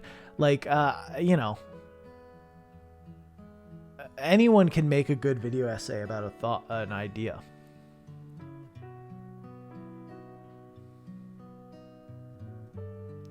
Dark Souls ruined games for me. I compare everything to it, and I just get disappointed. Tough. I think that's a fascinating concept that I want to talk about in a video, but I don't fully know how, Lord Ace, is like how comparison, or how our ever-changing lens ruins games.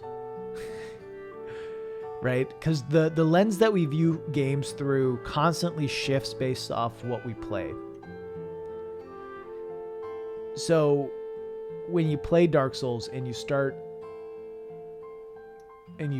like thinking about games through that lens as what you value, and then you find that no other games are doing that as well as you'd like, you're disappointed. I've talked about this. Thanks for the hydrate. I've talked about this some before. So I played The Last of Us Part 2, and then like right after started Ghost of Tsushima. And something about the violence in Ghost of Tsushima just felt silly compared to The Last of Us Part 2. It all, and part of that is stylistic of like, you know, it's kind of supposed to feel like a samurai movie. But like it just felt silly. It looked silly, and like killing stuff was just like, oh, swing sword chopped in half. Where The Last of Us Part 2, and this isn't to say that one's better than the other, right? It's just, this is how I felt, is that because I had just played The Last of Us Part 2, where killing something meant like holding them by the neck and, you know, putting a knife through their face. Like, it was just so much more visceral and gross and like, and then I played Ghost of Tsushima. It's like, well, chop, chop, chop, chop. I couldn't care about anything I was killing. And then another thing I had was I was doing speed runs of Mario 64 around the time I replayed Breath of the Wild for my Games I Can't Replay video. And there were tons of times where I was just like, I wish that I could long jump. I was like, God, I'm so slow. I just want a long jump with Link. And turns out you can with wind bombs. But yeah, I think it's an I don't know exactly how to make a video on it. Just talk to Daryl. He may have already done something on it too. Just like the psychology behind comparison. Why can't I two-hand? Yeah.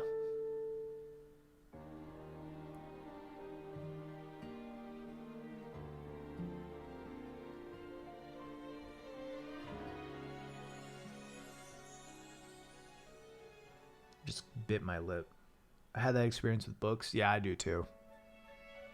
For a while, like, I just really liked the format of Game of Thrones or Song of Ice and Fire. And like stuff that wasn't multiple perspectives, I was like, it's lame. Can you be chill for a moment? What do you mean? Are you talking to me, Pop Peep, or? Because I think I've been chill the whole time. Just mute me then. Playing any fighting game right after Mortal Kombat feels like mannequins punching each other. Yeah. It is an AT 2020. When I had this art commissioned, I had an AT 2020.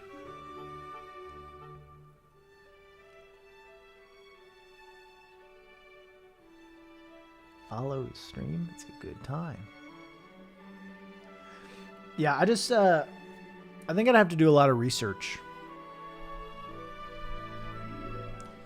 Yes, because I had the AT 2020 turbo. And it sounded better than people who had a Blue Yeti. It's weird.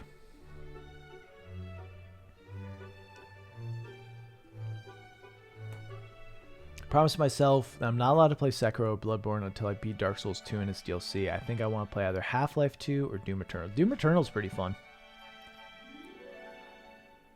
Well, I no longer am using an AT 2020, so I don't really stan it. I just think it's better than Blue Yeti. If you're going to spend $100+ on a microphone, I think AT 2020 is a better choice.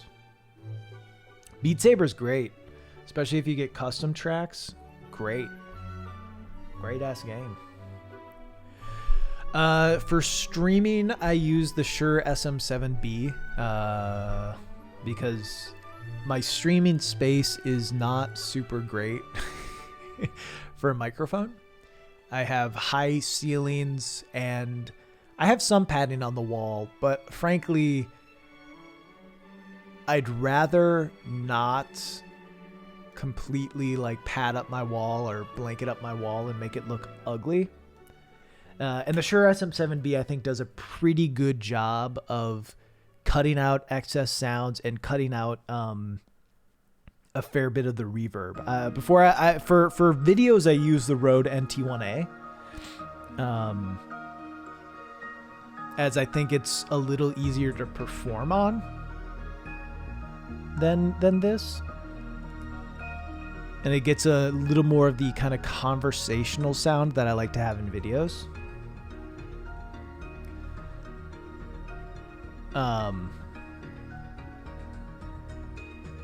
But yeah, here, let me show you. Yeah, no, I think it's a good mic. Shure SM7B is a good mic. It can do a fair bit, get a good sound, and I mean, yeah, I've been happy with it for streaming. I currently like my setups. I have my Rode NT1A in my little sound booth in my closet, and this just on my desk. It works well. Works well. It's XLR, yeah.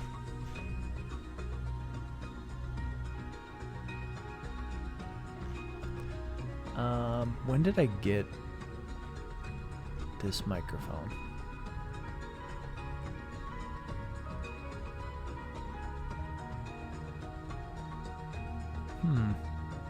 Let's listen to this. All right. Here. Where's me? Is there sound to this? It needs a preamp, yeah.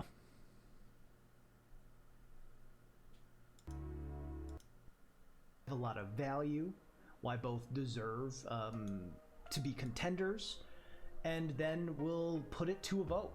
We will put it to a vote, and the winner moves forward. DMCA, though, none of these games should hit me for DMCA. Listen to this, boy. I should be safe with them. I don't know if you can tell a huge difference. It's not the biggest, but this mic has it just is less.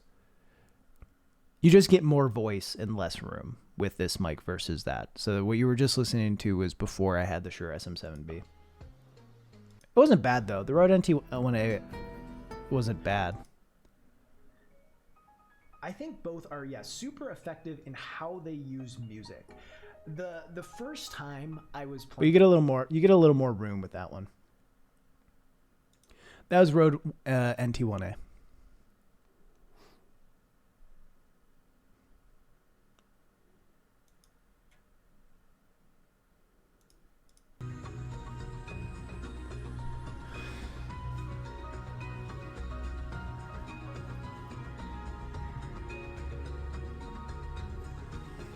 Oh yeah, no, frankly, what and honestly, what I have is overkill.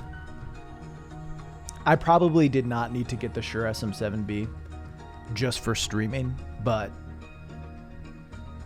I wanted something that sounded better to me. I also wanted to just be able to have, because I have like a recording booth in my closet and like my stream setup, I wanted something that worked for both, where I didn't have to constantly move stuff back and forth. A coworker constantly messaging you and trying to practice Mario. All the time, man. I'm always trying to practice Mario, and these fucking coworkers out here. Asylum Art, thank you for the Prime, and Musical Mercy, thank you for the tier 1 sub, 3 months, hell yeah. Top of mics, I want to get a boom arm. I got the Rode boom arm. I forget the exact name. It's great. It would be, I've had a few other boom arms that I kind of skimped out on. That were like 20 to 40 bucks, and they worked okay, but they didn't have like a hydraulics thing in them or whatever. Hydraulics is the wrong word.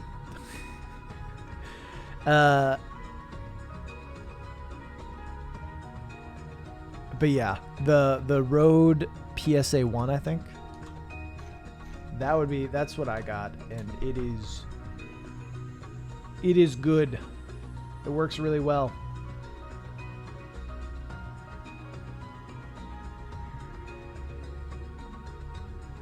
I know the stream great. It's actually content sounds great. Thank you.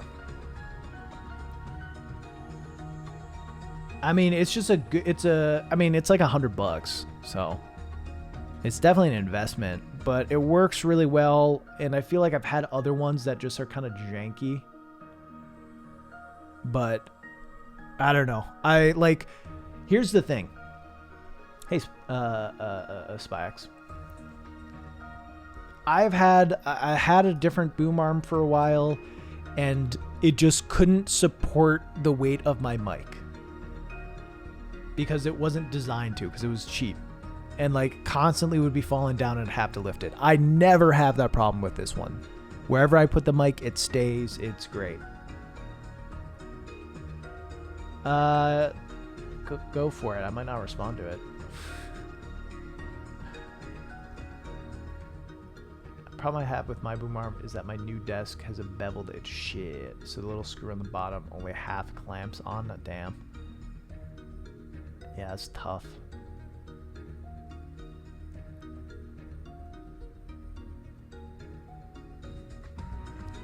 Sorry to hear that, SpyX.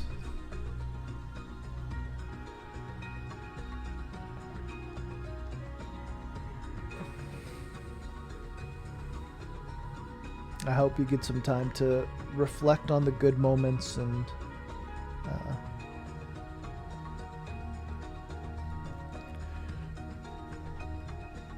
cope in whatever ways you need to.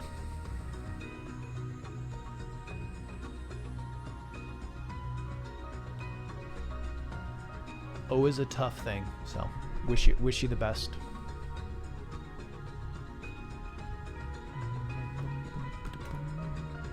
This is Dreamy Sacred Somnom Wood Labyrinth from Mario and Luigi Dream Team. As soon as you, like right before you type that, Scrussel, I actually like was looking at it because I was like, this kind of bops and I don't know it. But it's good. It is good. It was a bop. It was in fact a bop.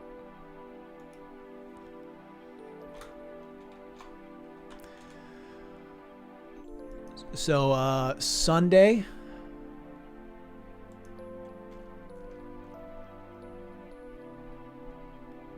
will be the end of Hollow Knight Sundays, I think.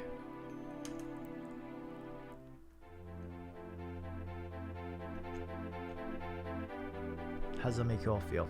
I think it'll be the last one. I've decided I don't really want to show my grinding of trying to beat Nightmare Grim or whatever. It just doesn't. Excuse me, that was gross. Doesn't feel worth it.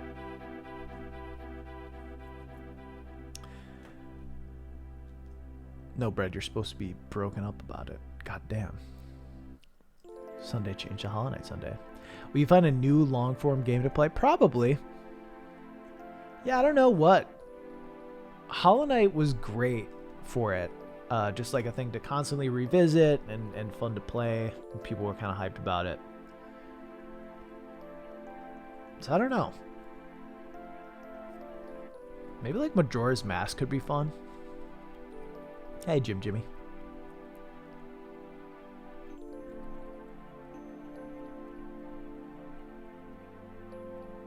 We'll see. Lots of stuff that could be fun.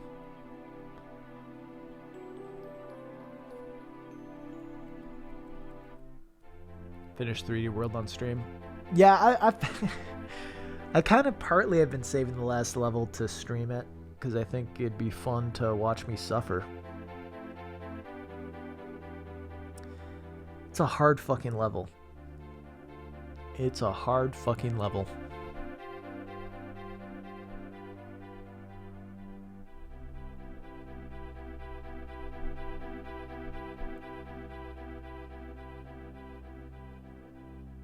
That list of games. Oh, that people suggested?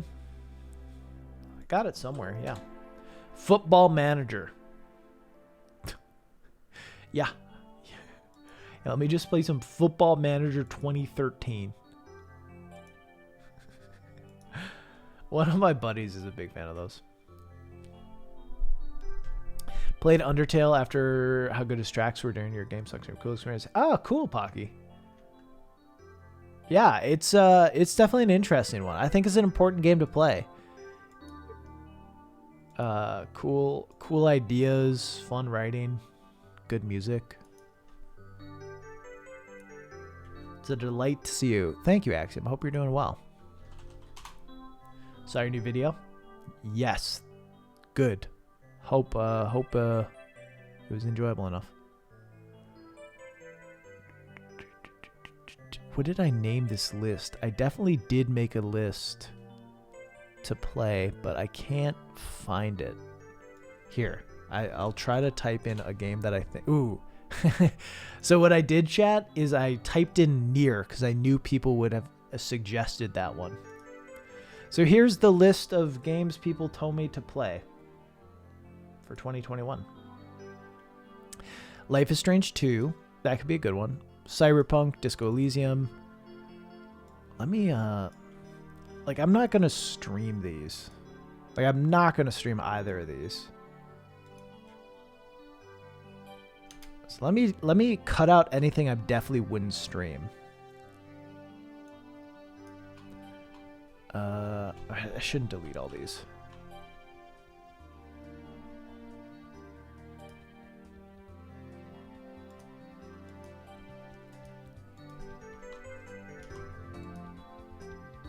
All right, potential stream games.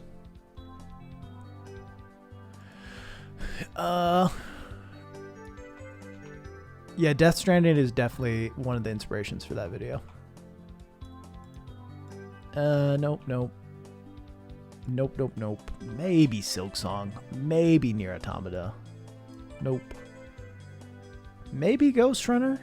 Would Age of Calamity be a good stream game? Nope. It Takes Two looks kind of cute. That could be fun to stream with my wife. Is it out yet?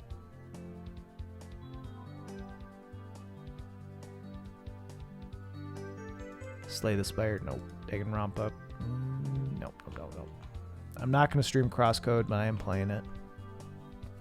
Started Kentucky Route Zero, so I'm not going to stream it. Div Original Sin 2 could be fun to stream. I just don't know that people would watch it. Nope. I don't know. Most of these games are no's. Most of these games are no's to stream. I just can't imagine a stream of it. I don't know a lot of these games. This whole list just becomes DMC5. Hard as fuck, so minimal chat modes, yeah. I mean, I have plenty of games to play. Someone just told me to look at this list. Now I'm just looking at this list that people suggested. And I think, I've identified 2 games I'd stream. No, that's not true. I've identified, I think, 3 games that I would actually stream.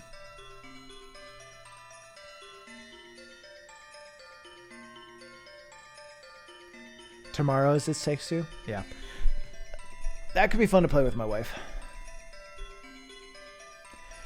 Here's the thing. I'm really not interested in Life is Strange 2, but I feel like I should play it.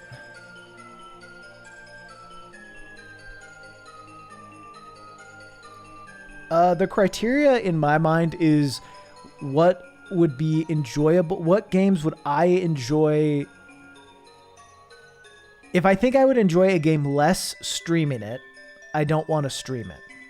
And I think these 3 games are games that I would not enjoy less from streaming it. The others, based on how much, how long they are, how much like attention they take, I think would not be good for streaming. It's also partly what I think people would actually tune in to watch. And a ton of those games, people would not come watch. I don't fully care about numbers, but, you know, if I'm streaming in the 30s, that's going to be a feels bad for me. So I want to do stuff that's bringing interest in and not pushing interest out. Because I can always just play games on my own time and not be limited by having to only play a game while streaming. Maybe, yeah.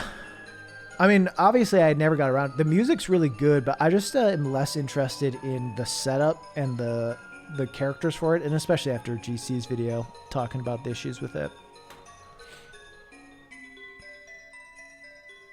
But I really am interested in the new Life is Strange. The announcement for that looked pretty dang good.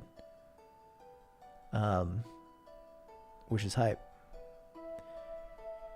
Yeah, I think it looks really good. I think it looks really good.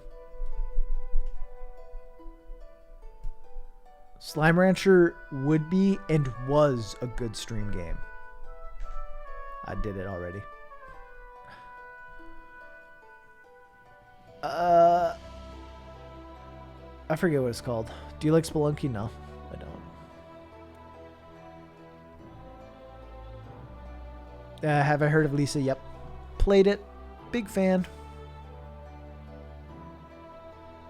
Big fan of Lisa. Good game.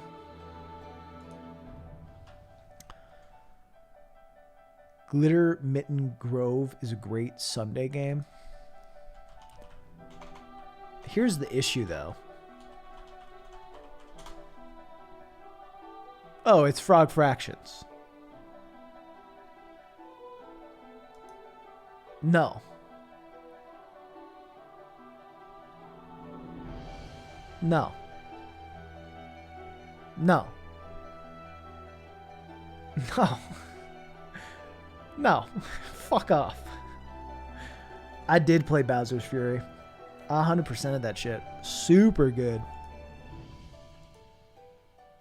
That actually would have been a good stream game. Bowser's Fury is solid. I hate when games offer choices that don't do shit. Can you give me an example?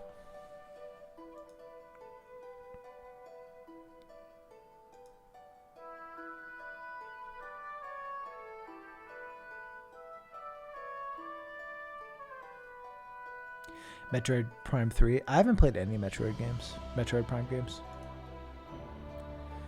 Replaying Mass Effect? Ooh. Ooh. Maybe. Such an undertaking. But when does the remake or whatever come out? Skyward Sword HE? That could be fun. That could definitely be a fun thing to do.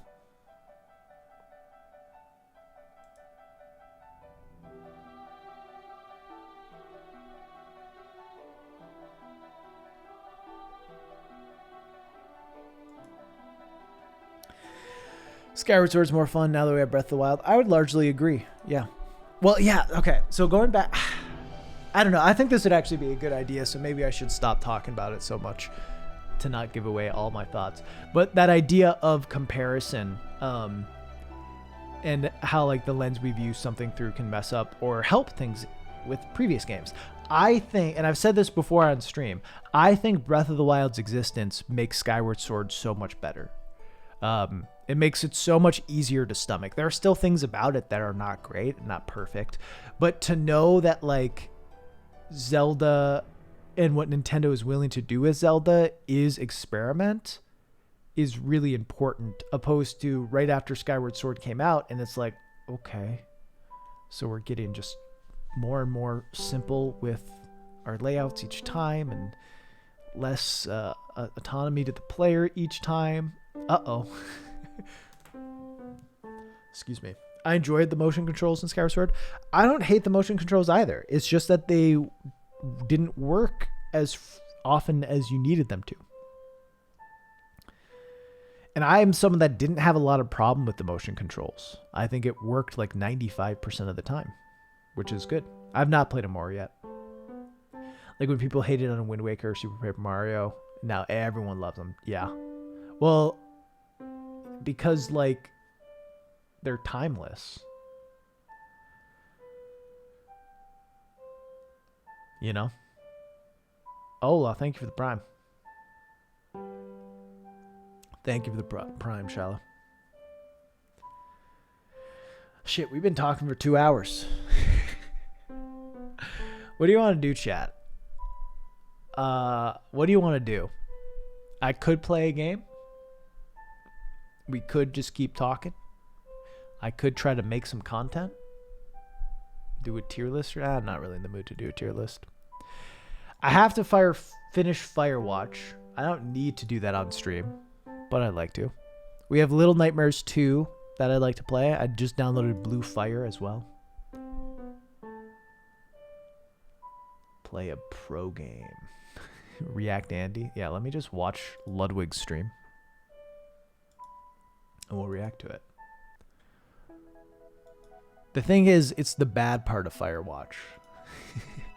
We have the bad part of Firewatch left. We've gotten through the good Firewatch. And now it's just the bad Firewatch.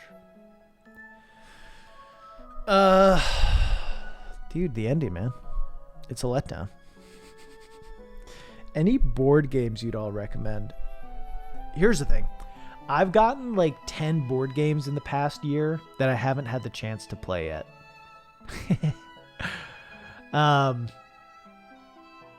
So it's tough because there's a lot that I want to recommend, but I can't because I haven't had the time to play yet. Splendor, I haven't played it, but heard it's a good game. If you're looking for a game to play with one other person, Aqualin. Aqualin is a fun, casual enough game. Play with one other person. That's some cool strategy, interesting design, tile placement game. Good stuff. Azul is a good game as well. That you can play with like 4 people. Also tile lane. It's all really about what you want and what you're going for and who you're trying to play with, yeah. I know the Stardew Valley game came out and a lot of people are saying it's pretty dang good. It looks kind of like Agricola but with Stardew, which is cool.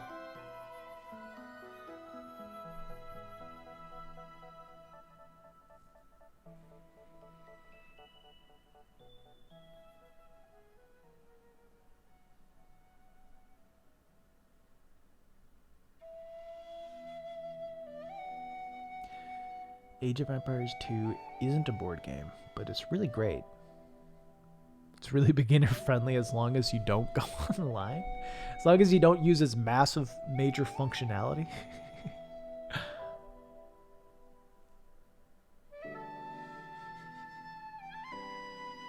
Yeah, that's fair.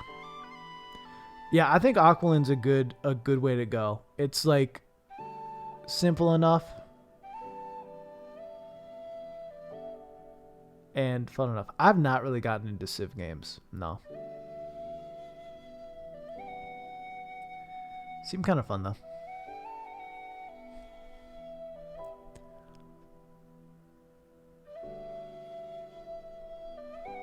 Short game's good. Yeah. I mean, it's... Yeah. No, Aqualin has been one of my favorites. It's like easy to understand, but there's still a lot of strategy to it. And different ways to approach playing. Pico Mino? No, I don't.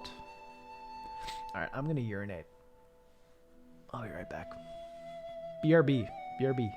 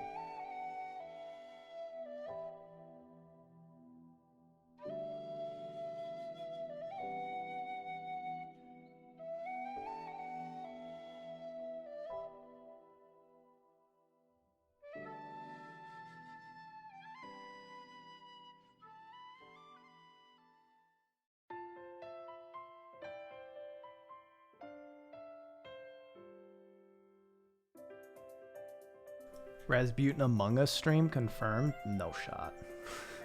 I've done a few and they were kind of fun, but I don't know, man. I think what I realized is as the streamer, like you have to kind of be, to make it feel worthwhile, I feel like you just have to be extra funny. Or extra good. Yeah, I think I'll probably jump in, maybe in a bit. I'm going to just chat a little more, and then I think I'll try out Blue Fire. I will say this up front. I probably will not play Blue Fire entirely on stream. Probably won't be a full stream game. Depends how we feel about it. But I'd be down to give it a little test run, play like an hour. Have you considered streaming a VR game? I have. I think it'd just be hard to keep up with. We'll see.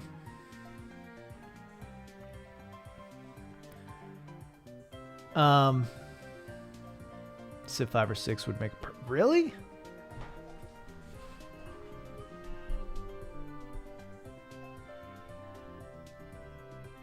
Blue Fire will not become my favorite game of all time. I can tell you it won't. Might become a game I like though.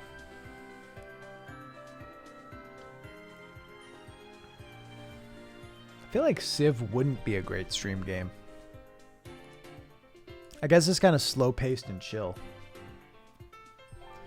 which there's value there. I don't know. I guess a few people like Civ. Blue Fire is essentially like, I guess, a mixture of Hollow Knight and A Hat in Time. So it's kind of like similar tonally to Hollow Knight. And platforming like A Hat in Time. So yeah, we can check that out. Pine mentioned it in his latest video. Seems fun.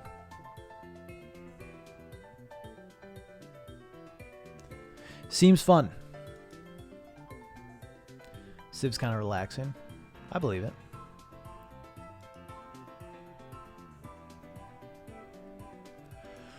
Oh man, what if my new video just got 1 billion views? Wouldn't that be nice, chat?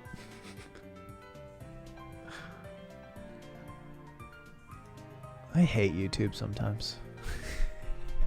I love it, but I hate it. Have you tried Loop Hero? Feels like a neat little game. Yeah, I'm really on the fence about it. I almost bought it because everyone's playing it, and a lot of people I really like and respect are playing it.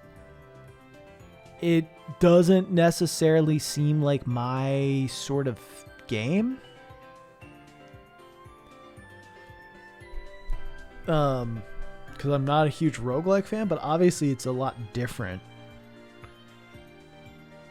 But then I didn't buy it because it just, like, I don't know. I just could feel myself not getting into it.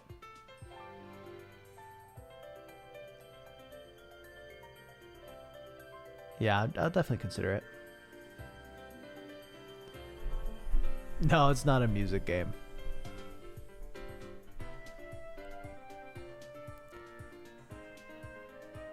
It's like a roguelike RPG sort thing. Roguelike's easy to mess up. Yeah. Honestly, the only roguelike I like is Hades. So, it's tough.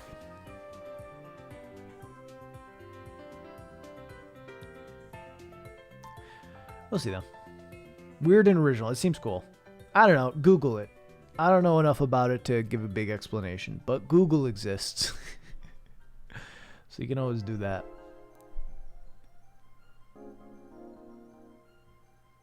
I tried to get into Spelunky, and then Pine's been trying to get me into Spelunky too. It's just, I struggle with it.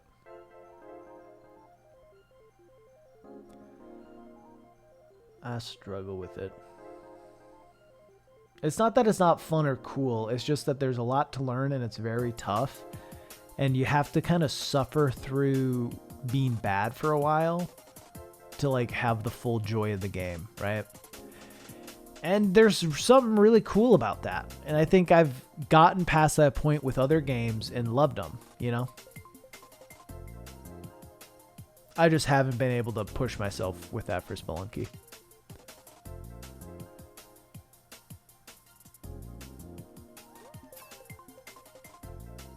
So it is what it is. What can you do, chat? What can you fucking do?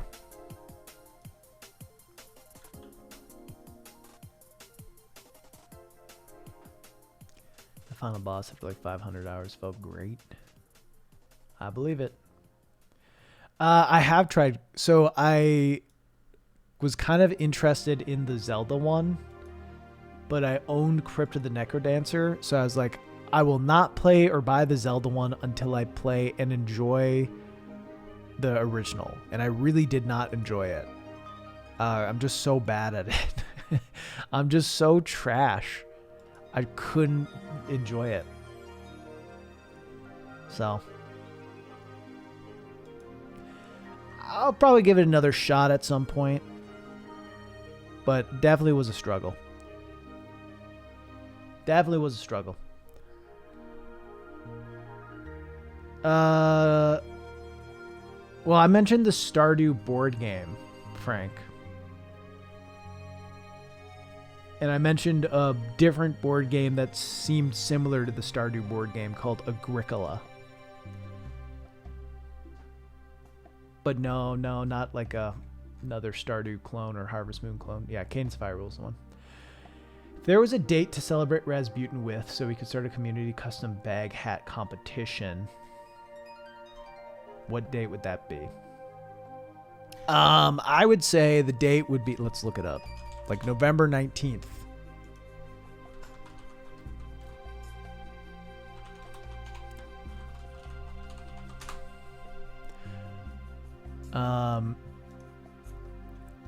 November 19th.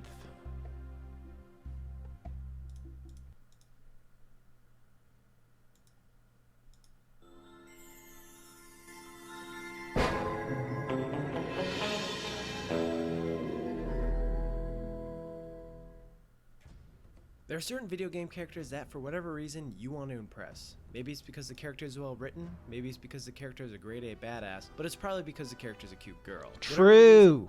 All right. November 19th. That would be, that's the Razversary. The Raziversary. The Anniversary.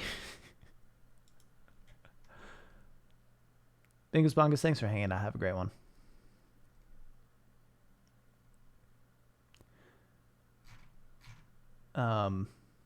This is Chrome.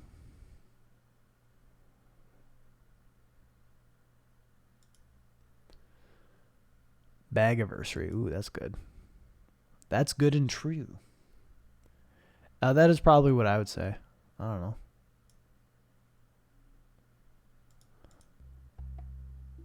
Does not look like Chrome? Well, it is Turbo. Hey, Punk Bicer, how you doing?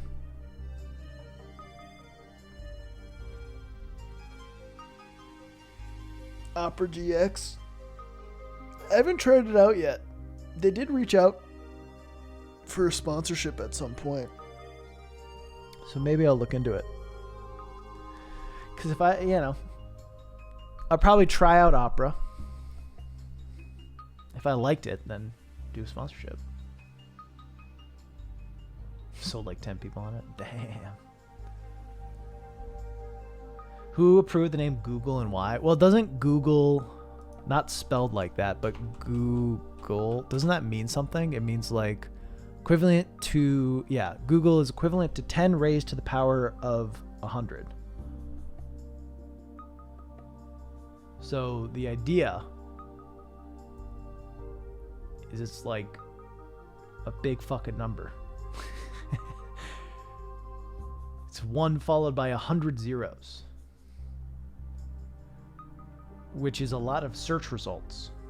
So that's why they came up with the name. Now you could say, why is this a word in the first place? And that's fair too.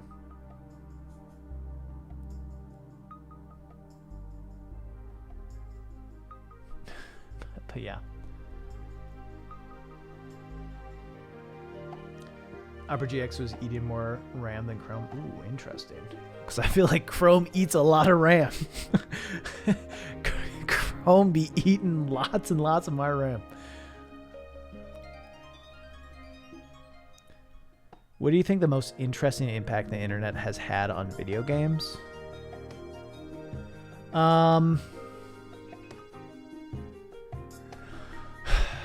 Twofold. They give video games the opportunity to change.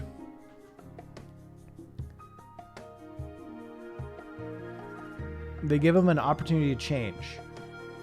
Before, when a game shipped, that was the game. You cannot change The Legend of Dragoon or Final Fantasy VII.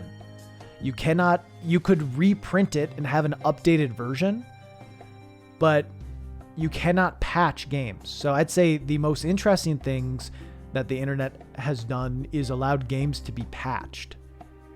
Let things be changed that are bad or shitty or dumb or problematic, or ruin the game, or add things that make the game better. Also, yeah, like feedback, it's way easier to get feedback now than it used to be. Like mods are cool too, but frankly, I think patches are way more important than mods. Consider No Man's Sky. No Man's Sky is a good game now. Like, it's a good game. And it would have just died a bad game if it weren't for the internet. Like, it would have just died an embarrassing piece of shit that overpromised and underdelivered. And now it's a game that overpromised and, as time has gone on, delivered. Just poorly optimized. Stuff was a lot goofier and didn't work as well as things had promised. It was a massive scope. That was a hard thing to do. No Man's Sky is an exception? What do you mean? You're right. Few games bounce back the way No Man's Sky has.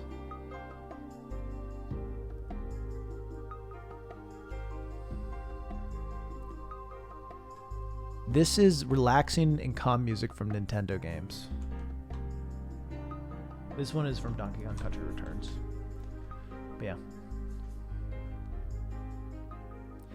Respect the devs for taking their time and fixing it as opposed to just pocketing the one. Yeah, big true.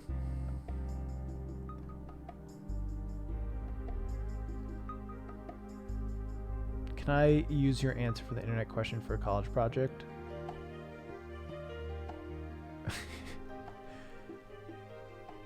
Did you ask me this question for research for your project?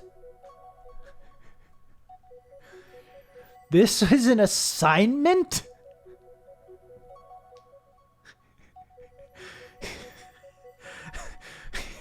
If you're interviewing me, you got to do it on the record. You got to say, hey, question on the record for... Yeah, I don't give a fuck. Go ahead.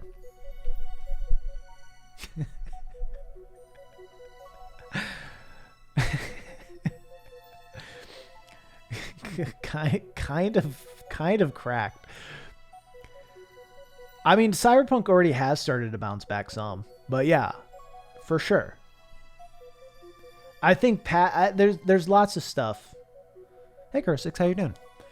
Lots of stuff that the internet has helped with as far as communication with games, but I really think that being able to patch games is probably the most significant thing, for better and for worse. And I think there are great examples of it. I think Hades is an incredible example of early access done well. They were able to hone in feedback. They were able to kind of drip feed release to people that wanted to be part of that experiment and development process. And yeah, I think not that every game should be early access. Obviously they shouldn't. But I think it is an important thing to consider for certain titles that are trying to do certain things. Hey Matt, how you doing? How have the Hollow Knight runs been going? I've still been too lazy to fucking do any of the debug shit. To like actually start doing runs seriously. But I'd like to. I don't have a kalimba on my desk. I have it here. I can have it on my desk in a second.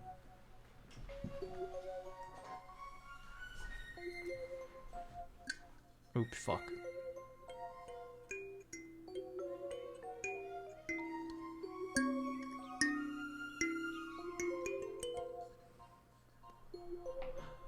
Yeah, let's fucking go. Anyway. Plot-based games shouldn't be early access. I'd largely agree. Minecraft would not be possible. True. PUBG was the best. Was it? Why did you get one? What the fuck? What do you mean, why did I get one? Why get anything? I don't fucking know, because I saw it and it looked interesting and I liked the sound of it, so I fucking bought it.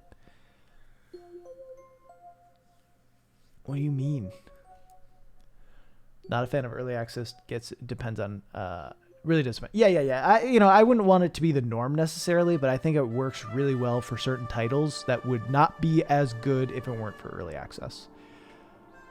Hollow Knight is such an addicting game. Yeah, for sure. I mean, I've been playing it once a week, and pretty much every week I regret limiting myself to that because I just want to play it more. And watching, I've been tuning into your speed runs and just watching some other people run it too. And I'm like, I think this would be a really fun run to do. Not that I ever expect to get very good at it, but it seems like a fun run. It seems like a fun, like the any percent no major glitches seems pretty fucking fun.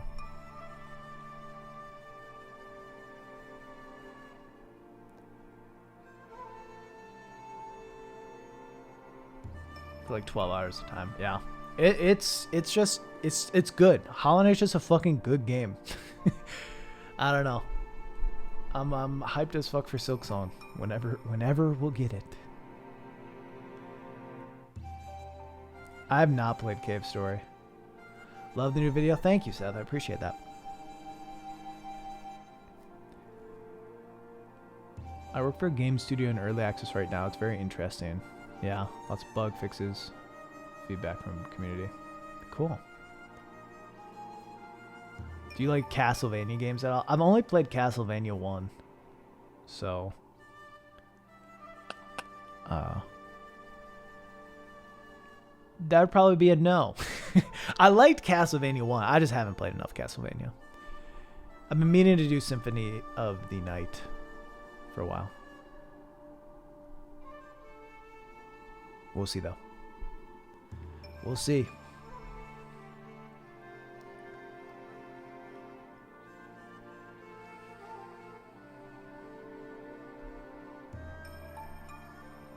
I mean, it's considered one of the greatest games of all time. Back when I used to make Shush I Never Played, the very popular Rasputin show, I was looking at games that would be good for it, like popular games that have held up over time and are highly considered to be some of the best, and that was one of them. I went with the original Castlevania because I thought it would be a little more iconic, but Symphony of the Night was definitely on the list for that show. And then I stopped making it because it was, I don't know, not what I was interested in making.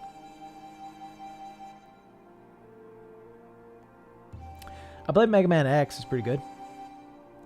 I miss the old Raz, who's never played any video. Oh, you're not even singing it. I miss the old Raz too.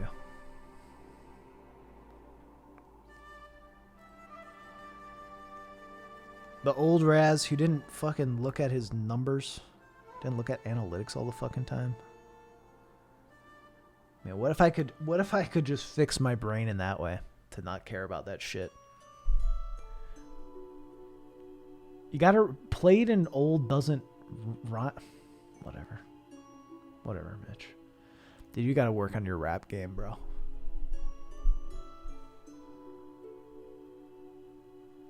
Yeah, it is hard. It is hard not to constantly check that shit. And now that I've hit partner, I'm being a little better about it on Twitch. It was bad for a while. I've just been like, all right, am I above the concurrent viewers? Have I hit enough days?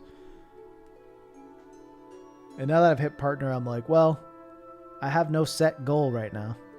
This isn't my main source of income, so I don't need to worry too much. But yeah, dude, I can't stop looking at YouTube numbers.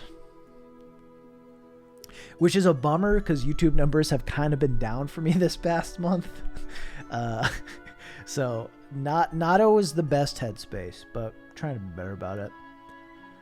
Trying to be better about that, like actually just logging off of YouTube and logging off of Twitter. Still hard though. The Raz before the Button. What? Really love Mega Man, like the design of my old Robot Masters style of loved. Oh, you would design your own. Okay, sorry. Playing them now doesn't do it for me. X1 through 3 are still good though. Set goal. I mean, I'd love to be big on Twitch because then I wouldn't have to worry about being big on YouTube. Or not big on Twitch, but like medium on Twitch. I think with any sort of online presence, what can be hard when you're trying to make it your job is like you have to worry about it a lot because it's what you're doing. You know what I mean?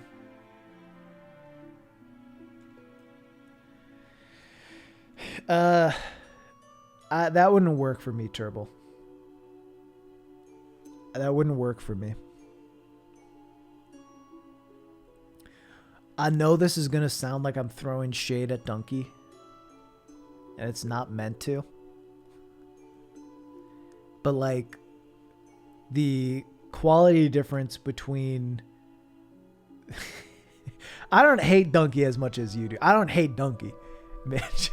I know you aren't a fan. Don't get me wrong. He definitely does stuff that sometimes I'm like, not great, bud. But I think in general he's been better as time has gone on, you know? But like the quality difference between the stuff he was doing for daily stuff wasn't also always like that noticeably different from his more polished stuff. You know what I mean? Like there was less polish in the daily stuff and it was like less meaningful to him. But yeah, the how the content felt didn't change that much. Because Donkey, because people don't watch Donkey for his opinions on games. I mean, they like to complain about it and yell about it, and when he doesn't like an RPG, they like to get pissed. People watch Donkey because of his personality. Like that is why Donkey is popular, is because he talks in a funny way. He makes jokes, you know, that people enjoy, and like has a unique personality. But I don't think people are constantly going to Donkey for like hot video game takes. Not to say he never has good video game takes. I think he does have some good video takes. But they go to Donkey for his personality. So when he switches to daily stuff and it still does really well and his channel grows and he gets a lot of money and shit, that makes sense because that's why people are there in the first place. People I don't think are subbed to me on YouTube for my personality. He's done with it. I know he's done. I'm just saying he could do that if he wanted to. Not have a huge dip in viewers. And most people would just be like, sweet, more Donkey.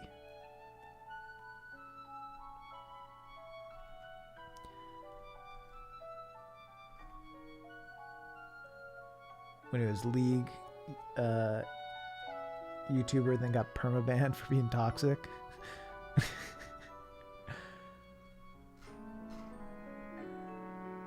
I mean, he did it longer than 1 week, but yeah.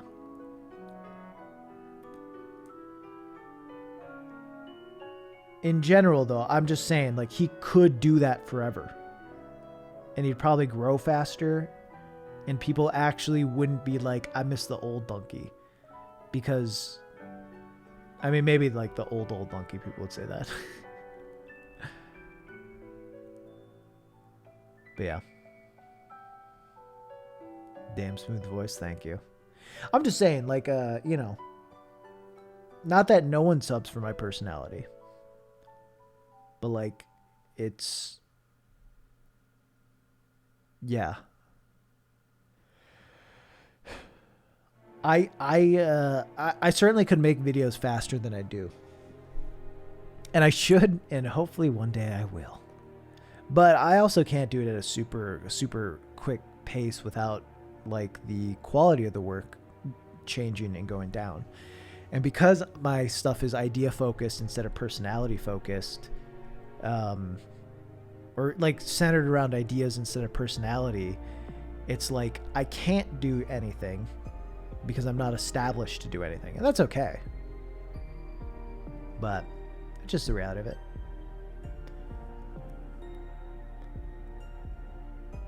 If your personality were the main project, you wouldn't have a bag over your head. I disagree. What's Quite? Quite, I think, is a pretty personality-based channel.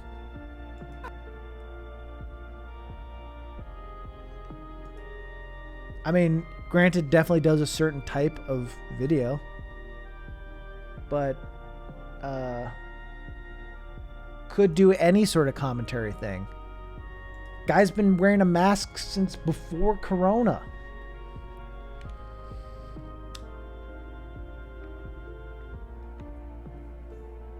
What do you mean puppet videos?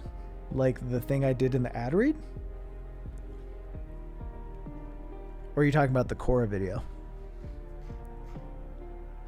Because ad read, sure, yeah, we can get more of that. That's easy. The Cora stuff, like Jesse Grasha, who's done a lot of editing on the channel, worked his ass off to do those. Took a lot of time, a lot of effort, which is was a cool project, but time-wise and time commitment, don't see it happening. Don't see it happening.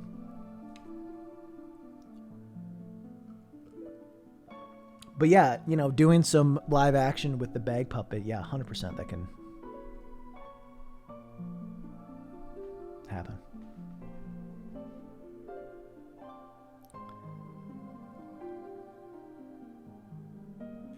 What do you mean about donkeys? I don't know what you're saying, but I may have missed.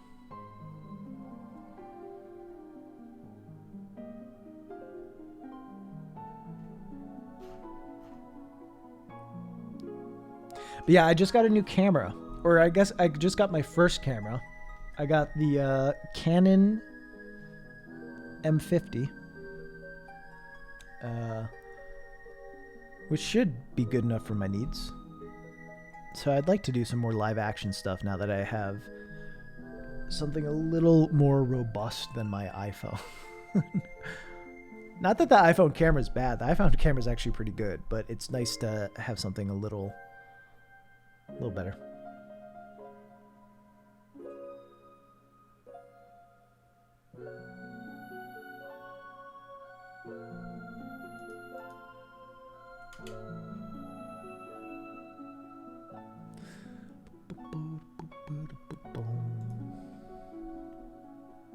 The bag should get some eye holes. So here's the thing, Six Tigers. I agree. I had one bag and I wanted to get it shot and put in the video. And I was like, I can't cut eye holes in it because then you just see my hand. I was like, I was going to draw a face on it. But then I was like, if I'm not satisfied with the face, then I've ruined my only bag. And I was like, for this bit, I don't really need a face on the bag.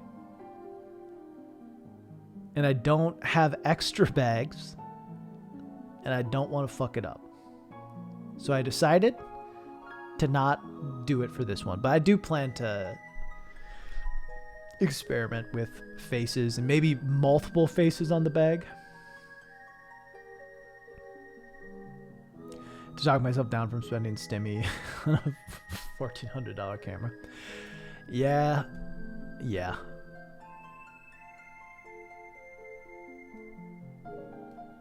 Are paper bags hard to come by? No, I just like didn't want to go to the store to buy one.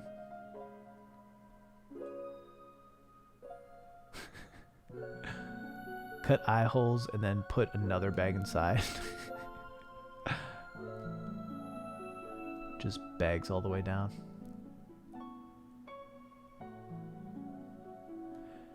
Ooh, yeah, that might look better than drawing, yeah. We'll see. We'll figure it out.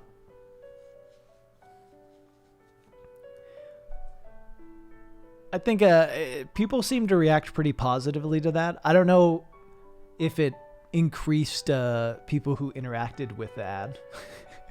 But when talking, one thing I've seen is what people said is you have far higher engagement with any sort of ad read if you show your face. I'm not going to do that. But obviously I want my sponsorships to be successful so that companies want to do sponsorships with me in the future. You know, I can't obviously I'm focused more on other things than that. Like my videos just doing well, but I need ad reads to do well and actually perform well, or else I'll never get ad reads again. You know what I mean? So I want them to do as well as possible. Ow, ooh, my elbow just cracked. So yeah, I'm trying to figure out ways to get that feeling of a face reveal for ad reads that, you know, people say helps it without having to, you know, reveal my face. Have someone else. Yeah, maybe. I mean, I think ultimately though, the bag thing is probably the way to go with it. You know, I did a pretty simple one with this, but I think taking it another step and doing cooler things would be cool.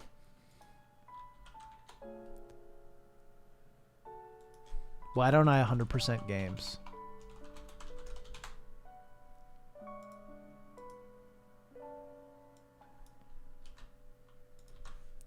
Have fun. See you in 16 minutes and 32 seconds.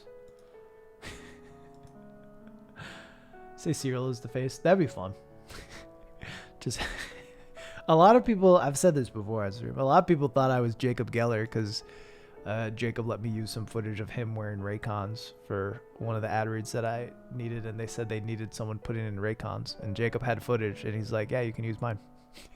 People were like, wow, you got such a nice beard. Wow, you did a face reveal just so casually? Nah. I won't say the brand because no free press. No free clout, but you can make assumptions. There was one that reached out to me that did shaving stuff. And they said they needed like a picture of my face shaving. Like that's what they wanted. And I tried to pitch having it be done on a paper bag. And then I didn't hear back from them. Which I think is a miss. If any shaving company out there wants to sponsor me, I'd be happy to do a shaving one. Shaving stuff's good, and there's plenty of good brands for it. And think about how well putting shaving cream on a bag. Like, you do two shots, right? You do the shot with the bag with a beard drawn on. You put on the shaving cream. You switch out the bag. You do it off, and then it's gone. It'd be so good. It'd be so good.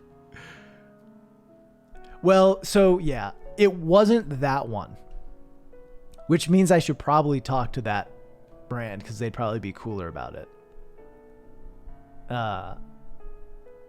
It was one that I guess takes itself a little more seriously.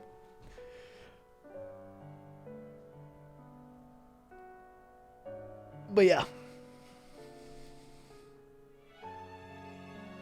There's so... I think the live action bag approach is probably just what it's going to be for future ad reads. Because I think helps bring a little more life to it that's more personable than just a voiceover. They want to sell a product, Raz, not be a joke. Here's the thing, though. I think a lot of companies are realizing that the best way to sell their products is through jokes. And ones that don't give as much freedom to creators often are stifled in how they do because they end up being a little too formulaic. Where, yeah, brands that are kind of like, yeah, do your thing. If it crosses a major line, we'll tell you to reel it in.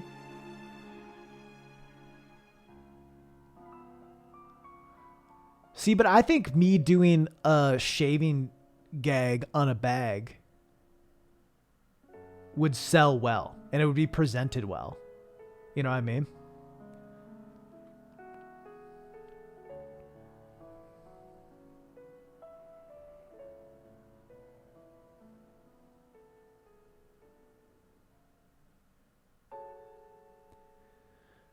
I gotta do is do it well. Well, and that's the thing. A lot of brands will have a very specific kind of script that they want you to follow. So I'll use someone that I haven't worked with, Raid Shadow Legends, right? They had very specific things that you had to say in certain orders, and plenty of brands do this. And the issue is when you have 5 to 10 creators all saying the exact same thing, it becomes kind of hard because it doesn't feel personable. It doesn't feel like an actual recommendation. It feels like them reading off the script that was given to them, which is why I think brands that are a little more lax, that are like, here are the things we'd like you to mention. Here are the ideas we think are worth talking about and often help sell the product. But you don't need to necessarily say them in any order or all of these things at all. You say what you like about it, and then you're good. And there always will be a like, use code Rasputin or whatever. That'll be the same. But you know, you have to have that sort of thing at some point. The best mobile game on the market. Yeah. That's what's tough about it, is when you've heard the exact same line 20 times before, it loses some impact. Sponsor document's 5 pages long. That's not, I mean, that is pretty long. I feel like most I've seen are like 2 to 3. 2 to 3 probably is what seems normalish to me.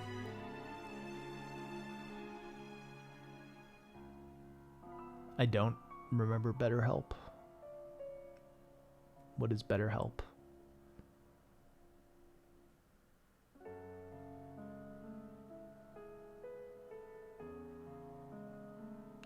Oh damn, I just lost a ton of subs. Oh, that's because, yeah, I stream. Weird. 90 seconds, yeah.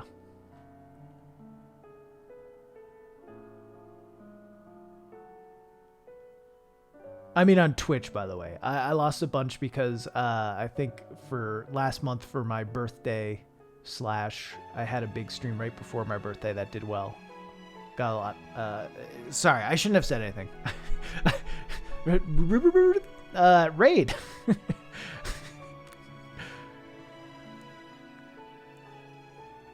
Doesn't matter if 99% gets sick of the ads, if that 1% gets pulled in, still true. I mean, depends on the size of the audience. But yeah, I mean, they don't expect most people to get to the end of ads and stuff. Kidding. $5? $5? The artwork is awesome. Thank you. This was done by Crystal Face. Solid art's done on the emotes, most of the emotes. BetterHelp was a shitty online therapy program with no enforcement on who got to say they were Oh, so you didn't need to be a licensed therapist? What? What?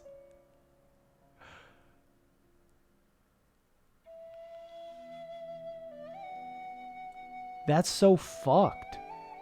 Yeah. How? How? Were they technically not therapists, but they were like life coach or advice or whatever? That's so fucked up.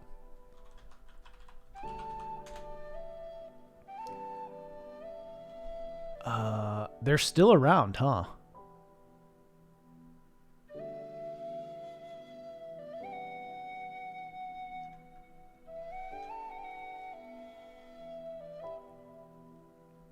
That's fucked.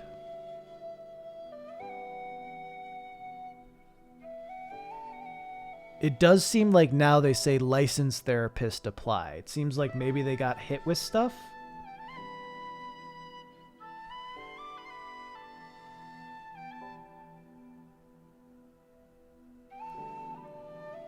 Interesting. I mean, I'll be honest. I think that while telehealth is a good alternative, especially in the times of COVID,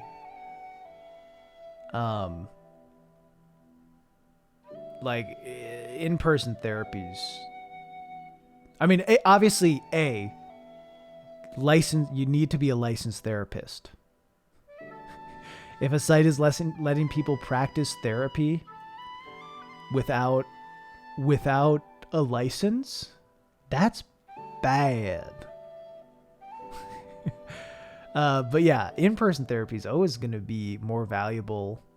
Not always, but 99% of the time for most people in most cases, in-person is just going to be better. The fine print said that not everyone was licensed, but then Markin said, ooh. Yikes. Yikes. You feeling all right, homie? Yeah, I'm doing all right.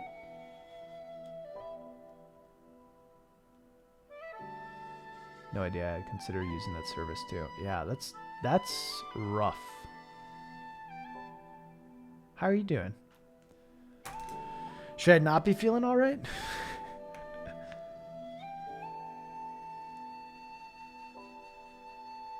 It's just a simulation anyway. Well, regardless of if it's a simulation, if you have feelings and thoughts and feel like it could be not a simulation, then it does have value.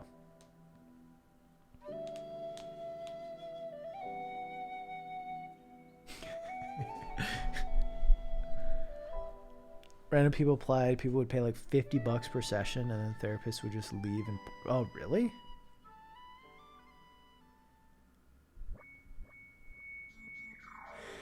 That's fucked. Therapy, there are lots of different levels of licensing. My mom is properly licensed, but it gets wild. Well, I mean, yeah, you can be licensed as a psychologist, which you need a PhD or... Yeah, PhD for. But then you can also do it with just a master's degree, but you're not a psychologist technically, or I think, or can't, yeah. Telehealth needs to be researched for sure with the rise of online only talk therapy, yeah. I mean, that is part of it too, right? Is not enough studies have been conducted to see like the effectiveness of telehealth versus in-person stuff, just because telehealth is, at least in how it's working these days, just new. It's just so different.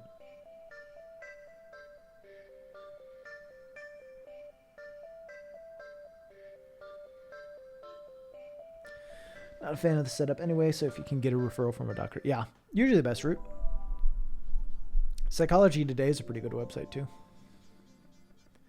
Therapy isn't an option for you. Just find a good group of friends who are supportive. Having a good group of supportive friends is definitely a great thing to have, and can help with mental health. I don't think it is an alternative for therapy. I think that it is hard because options for therapy are often limited, but there are plenty of therapists out there who do work on sliding scales. So, I'm sure there are some people where therapy might not be an option, but I think if you think therapy is not an option, you might not be looking hard enough. And it might take a lot of looking, which is tough. And it might not even be the best or perfect therapist for you, but there are a lot who work on sliding scales and will do services for cheap or pro bono even, for, especially for if you're a low-income folk who needs the help. There are people out there who will offer services.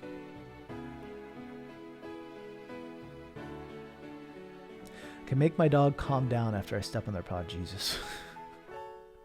Should you provide therapy for your friends if you don't really know what you're doing? No. Because you also, you if you don't know what you're doing, you're not providing therapy for your friends. You support friends. You can listen to friends. You can tell your friends, similar anecdotes to your life and how you dealt with something, but also understand that they may deal with it differently. You can give advice. That's a human thing to do. But there's always going to be a difference between what therapy actually is and what you can offer as a friend.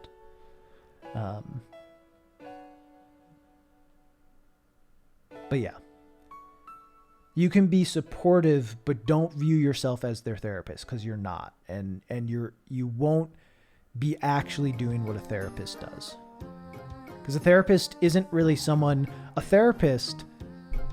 Largely, what a therapist does and what they're trained to do is hold up a mirror to their clients and just help clients, essentially come to terms with what they see in that mirror and figure out ways to shift that. That's like the best, I guess, analogy I can make for it. It's someone to be able to talk to without judgment. That's the other thing, is a therapist, like the form of that relationship is that you will never talk to this person outside of that room. That is the idea of it. And they are trained not to talk to you if they see you in public. You're allowed to talk to them.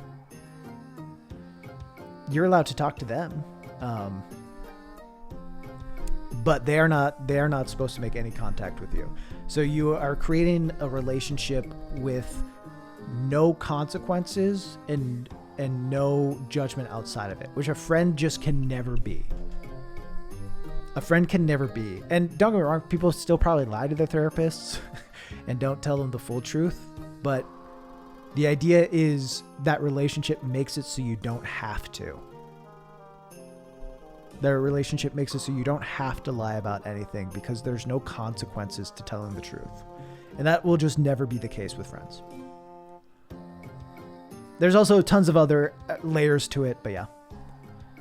Open with friends, make sure they know you're not a professional. Yeah, I mean, but don't treat it like therapy. Just treat it like being a friend and be empathetic. Am I licensed to say this? I mean, what do you mean? And I'm not your therapist, Poppy. I'm not your therapist. I'm not your friend. Chill. Personally, rather afraid of psychology. Don't know if I want to look into that mirror. Probably do. I don't know. I think everyone should go to therapy at some point. Lying to a therapist is so dumb. Defeats the whole purpose. Yeah. It's paying money. You're paying money to lie to someone. What if you tell your therapist you killed someone? Jesus.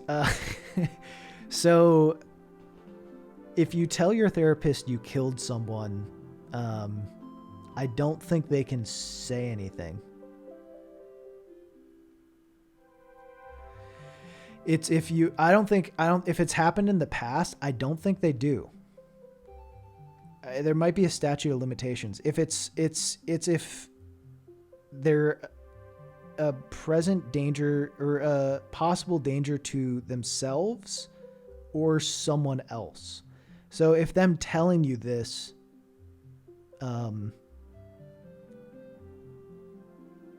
makes it seem like there's another person who's a threat or might be threatening the life of someone else, then you can report it. But I'm pretty sure things that have happened in the past, you can certainly get, as a therapist, you could get subpoena. Is that the word? I don't know. Like the court can ask you to go on trial and then you have to give, say, yes, the client told me this. I'm pretty sure, and there might be, yeah. I know you're talking about murder, and I'm saying if it is something that happened and there are not, and there is no obvious sign of harm coming to someone else or to the client, I'm pretty positive that is not something that they report.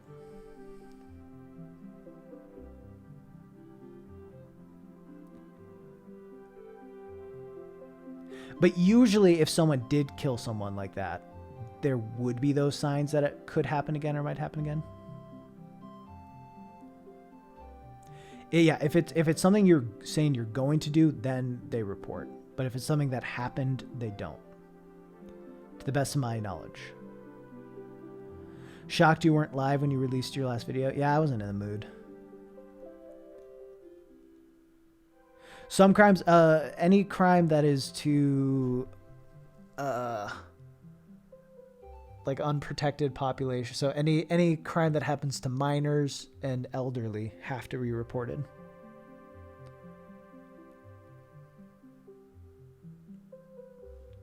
Sorry, Pop Peep. Sorry, the conversation hit a spot that's hard.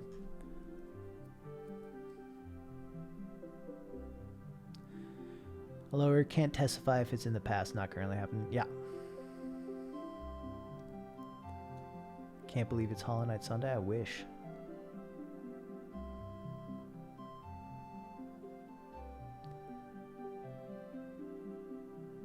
Parents went to law school and then folded when they had to lie in court to defend a criminal. That's tough, yeah. You gonna play a game? I don't know. That was never the plan.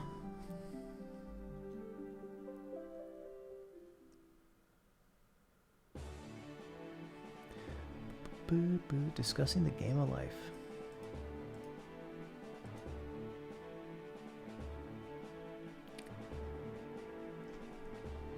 Tune. How many push-ups can you do? I don't know, not that many. I'm out of shape.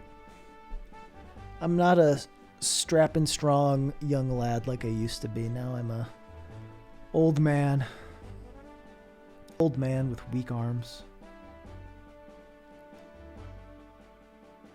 Like, before I broke my elbow and I was in decent shape, I could do, I don't know, a decent amount.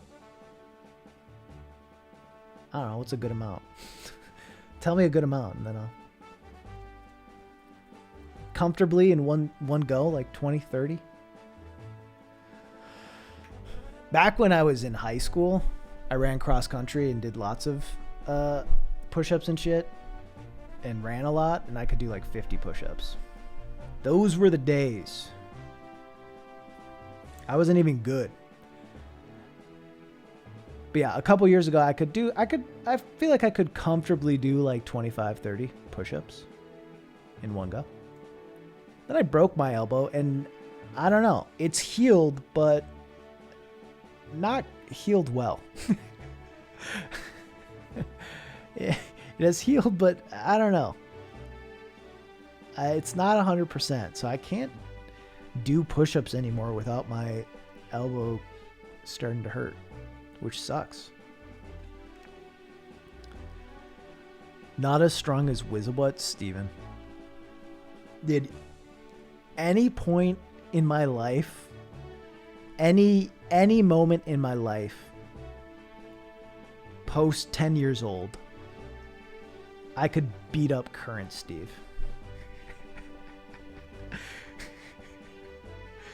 Choose your fighter. Any moment after 10, dude, I could have kicked your ass.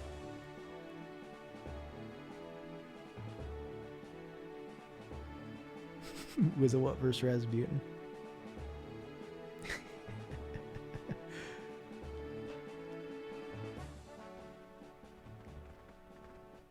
You underestimate butt power? No, man. How are your nerves? I didn't have an operation. So I fractured my radial head. It's a radial head fracture, and it just heals naturally. It's not an operation or anything. So I don't know. It's just weaker than it used to be, and it kind of pops sometimes.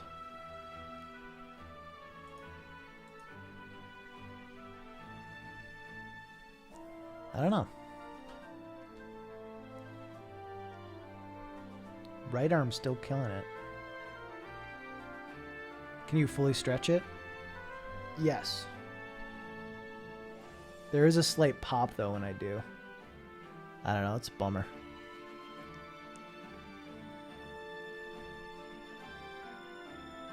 Yeah, I've just been shooting the shit. I was thinking of playing Blue Fire, but honestly at this point, it's probably not going to happen. Probably not going to happen.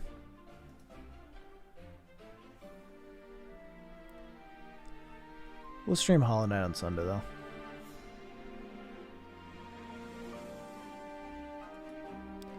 Rain World? Not today. Maybe at some point.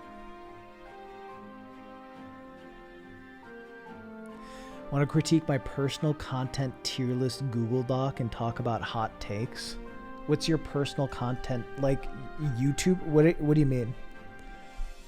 Or of your own content? Hey, Dewey. Drewy, sorry. I just have a Google Doc of content I've consumed. Why don't you stream that? That sounds like a you stream, not a me stream. I've been forcing myself to play Red Dead 2 because I know the plot will be great. Chapter 3. Having trouble sticking with it. Oh, that's a bummer. If you're having trouble after chapter 3, then you're fucked. Well, it's like I see the D Drewy, and then I see the ooey. So I'm just like, all right, let's go. But yeah.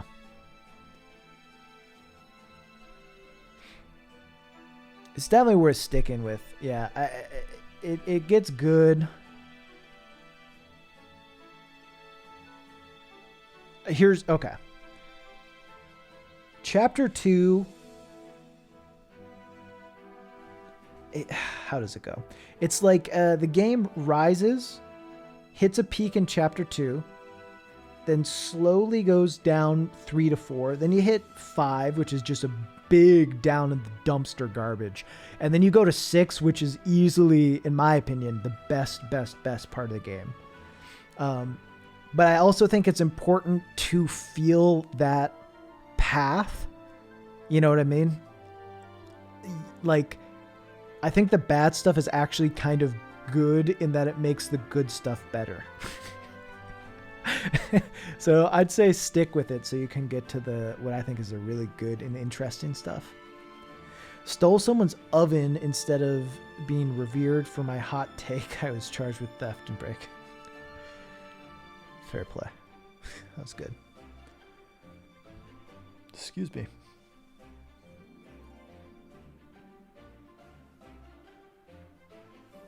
It is a pretty awesome, stunning world. It's an open world game though, so it's bad, but how often do you do the video feedback streams? Once a month. I'm doing them once a month. They seem like they've kind of gotten less popular as time has gone on, which is fine. I still want to do them for the people that like want feedback. Like that's who it's for, not just to get big viewership. But I can't do them all the time. It's also exhausting. Those are exhausting to go through. Like it's fun and enjoyable, but it just takes a level of thinking and energy that is harder to keep up with.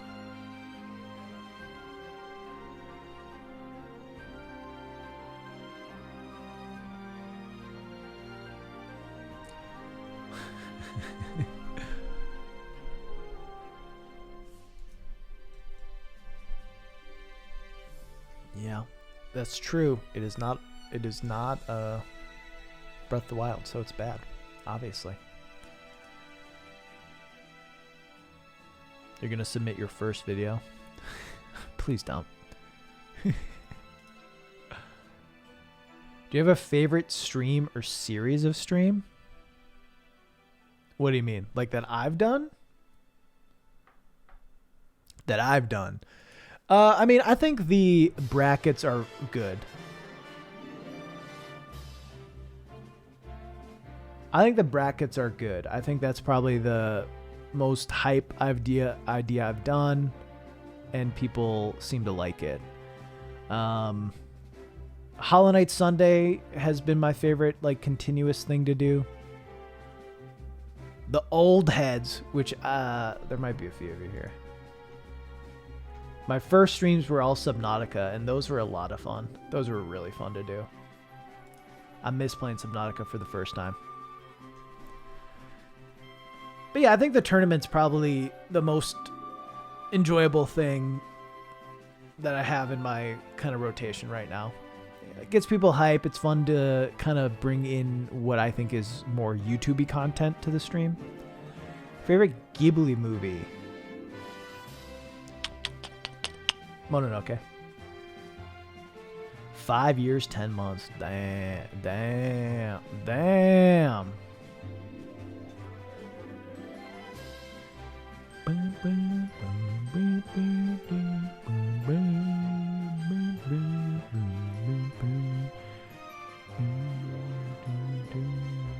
If you watch Zelda theory videos, you would know that Red Dead is in fact canon in the Zelda timeline. Yeah. Yeah. True.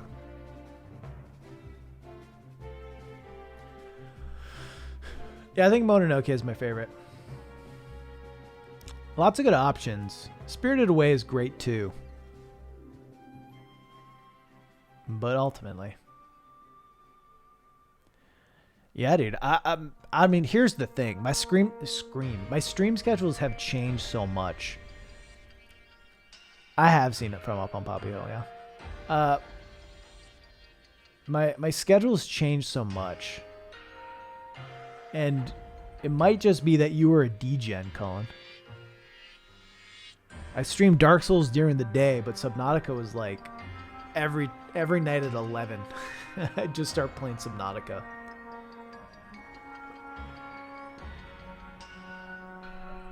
I don't know. I don't know what time my stream would be most successful.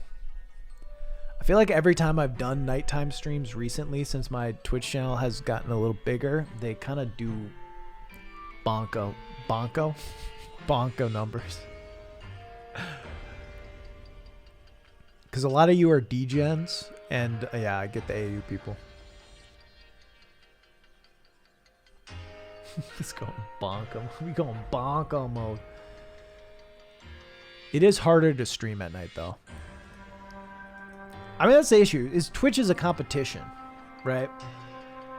Granted, I'm not huge in that competition right now because I'm not super massive. But still, you know, for every other streamer that's live right now, I'm losing potential viewers. You could watch me, or you could watch Hassan. And why would you watch me instead of Hassan. Hassan's so handsome. You know? How do you feel about the YouTube username Tax Evader? Like, can you give me any context? I appreciate that, Boktor Boy.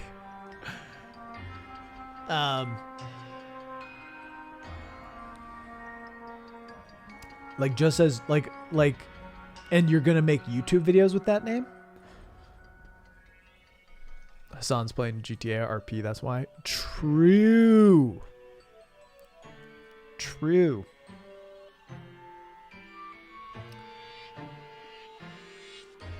I don't know. It's a fine name. I'm like, if you're saying it's your channel name,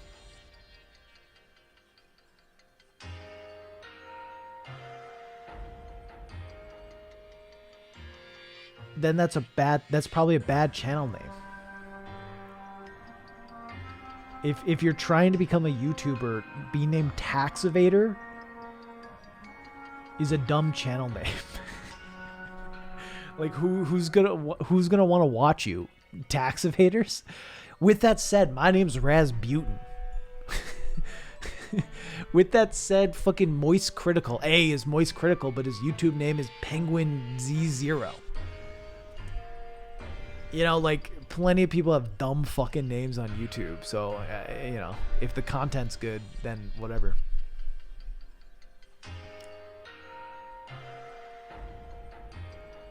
%4 income tax. Shit.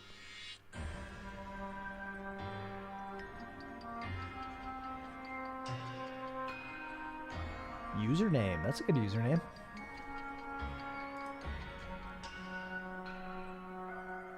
I could jump on that bandwagon. Like, does Raz watch anime? Not really.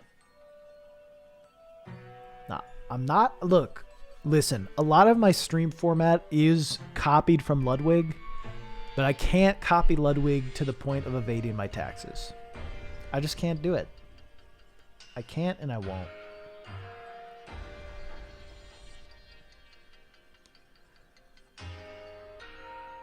The fact that Charlie has 3 different online names and somehow makes it work is wild to me. Yeah. Yeah, I don't get it. The dude has some wild success. Favorite anime is School Days. Yeah.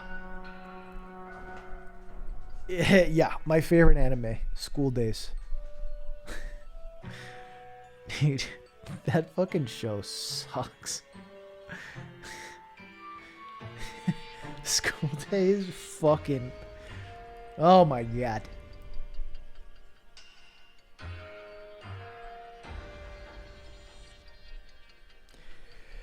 Dude, he has created a just straight gold mine. Like it's you think like it's nuts. Like everything he puts out gets at least 500,000 views and most of it breaks 1 million. And like the dude puts on a white t-shirt, talks in front of a fucking USB AT 2020.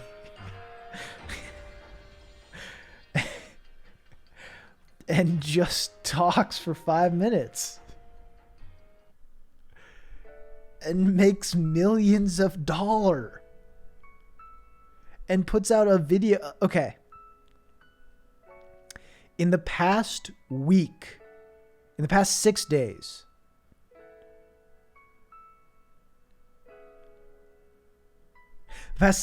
he's had 14 videos. He puts out like 2 videos a day.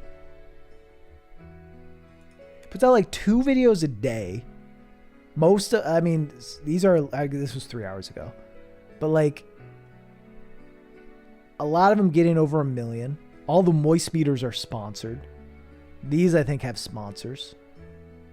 It's wild. It's fucking wild. I mean, you make 2 videos a day because it's a 5-minute talking in front of a camera, unedited, where he just, makes jokes.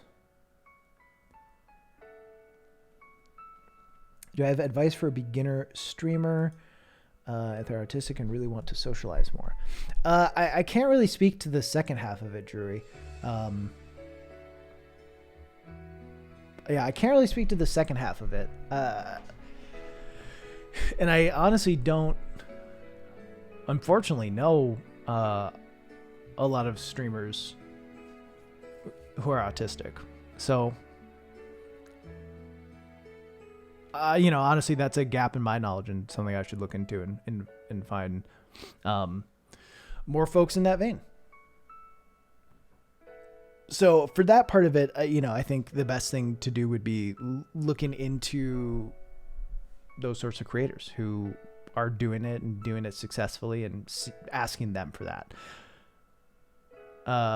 Dark Twin says the broadest stream advice is just try it and see if you like it.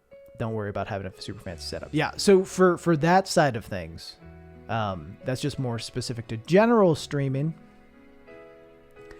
is just do it. Just do it a few times. And be okay. Be okay if you have 0 viewers in there. And I think the thing that I've seen a lot of streamers say is try to when if you have if you have 0 or 1 viewers, still act and perform in a way. Perform might be the wrong word, but act in a way where it still works whether you're talking to 1 or 1,000, So don't sit there silently and wait for someone in chat to say something. Like be entertaining. And that's going to take practice, but react to the game you're playing, say things out loud, go tell stories, regardless if anyone's there to hear it. 'Cause that will get you prepared to have those streaming skills that you'll want to have developed once more viewers start showing up. Yeah. That makes sense. Does that help? So the main advice is try it, see if you like it. Try to perform in a way where it works, whether there's 0 people there or 1,000. And, try to think of interesting ideas. If you're trying to grow on Twitch, the way to do it is not the way it used to be, of just putting in your hours of playing something 8-10 hours a day and grinding at it. And if that's what you want to do that because you find fulfillment in it. But I don't know. I think interesting ideas, if you post online that you are doing a stream of you playing Call of Duty, or if you post, hey, I'm doing a stream ranking every Call of Duty game, more people will show up for the ranking one than you playing the game, And you can still play games, but find ways to, make it interesting. But yeah, best of luck. Hopefully something in there helped, Drury.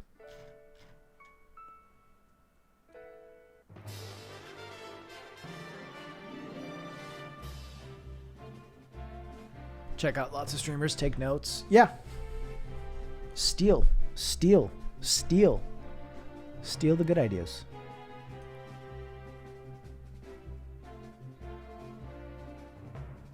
That's the best way to do stuff. Steal what works, drop what doesn't. Find something that works for you.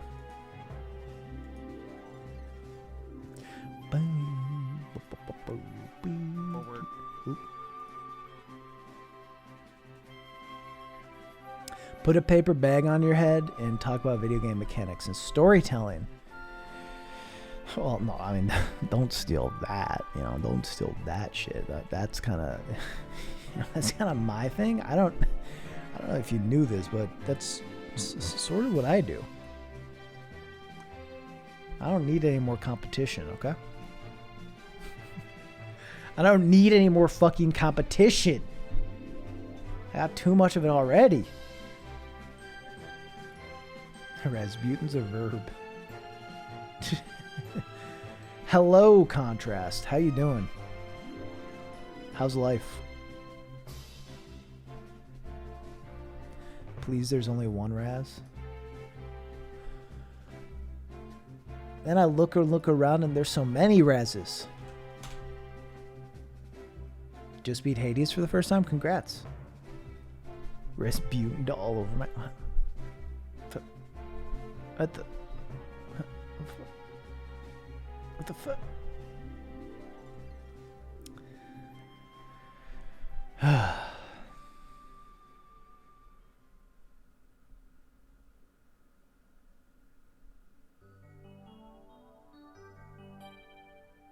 You like this song, chat?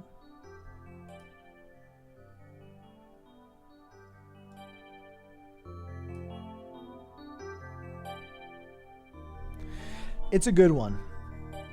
No, I've been tired all year, all day.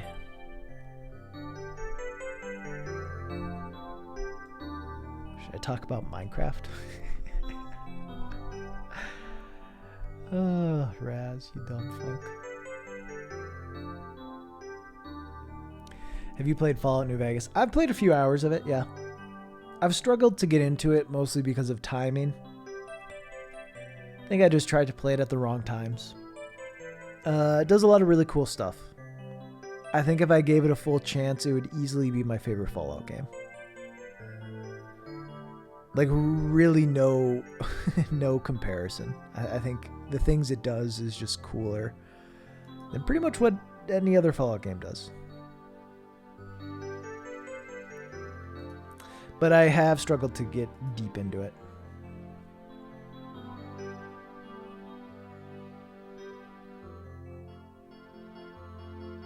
Well, the song's called Dire Dire Docks. That's why.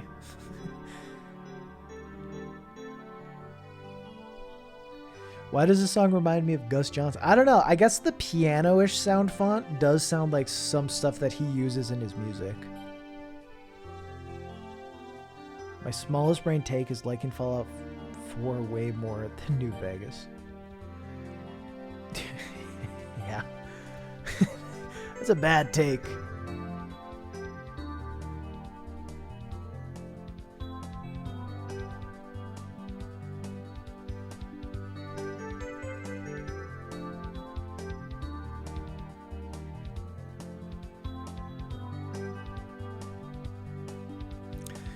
My guess, Jed, is that they developed Dire Dire Docks before Jolly Roger Bay.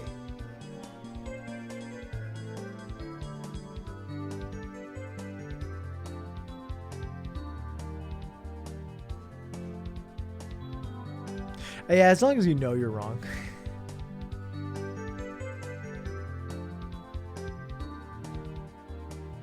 More cowbell. Hell yeah, brother.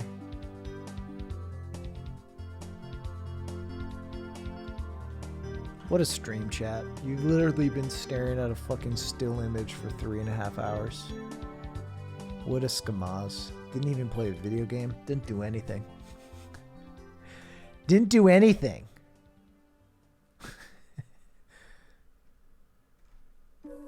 Hashtag content. Hashtag content. Point at the forehead.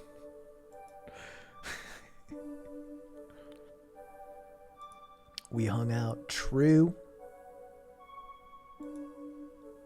True.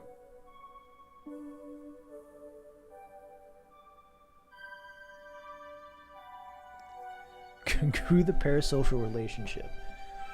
This is when I give you the call to action. Chat. I don't know if you knew this, but there's this thing called Twitch Prime.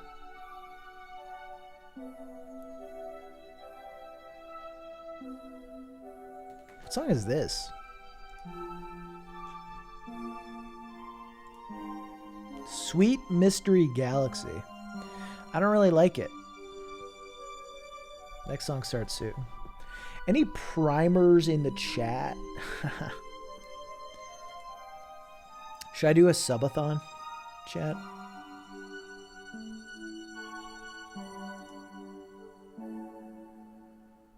Yes. I don't know how I'd make it interesting. I feel like not having a cam uncapped. If it were uncapped, I don't think it'd be much of a problem, to be honest.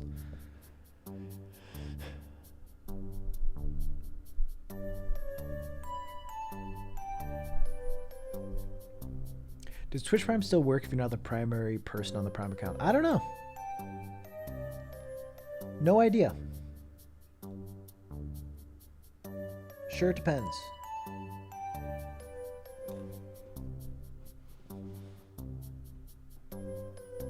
Chad, I'm gonna put my new fan in my PC today, I think. I was gonna do it before stream, but then I woke up at 12:30. Which is weird. I've been going to bed earlier, but then sleeping in later. Am I depressed? But sleeping in later. I think I've been catching up on sleep because I like this past month I've had some 4.5 hour nights. So I think my body is in a little bit of sleep debt. A little bit of sleep debt that we got to pay off.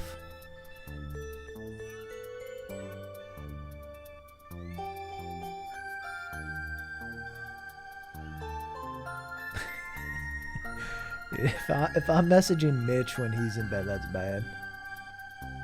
Wants you to sign up for Prime. Too bad. Buy more sleep.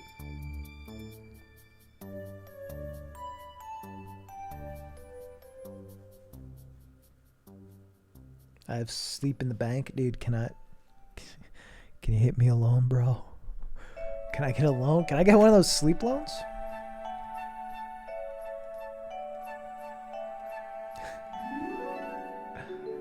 I wish. I wish.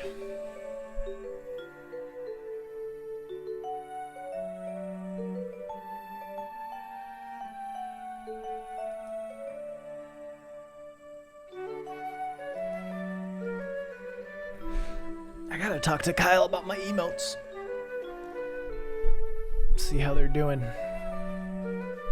Ow. I just hit my ow.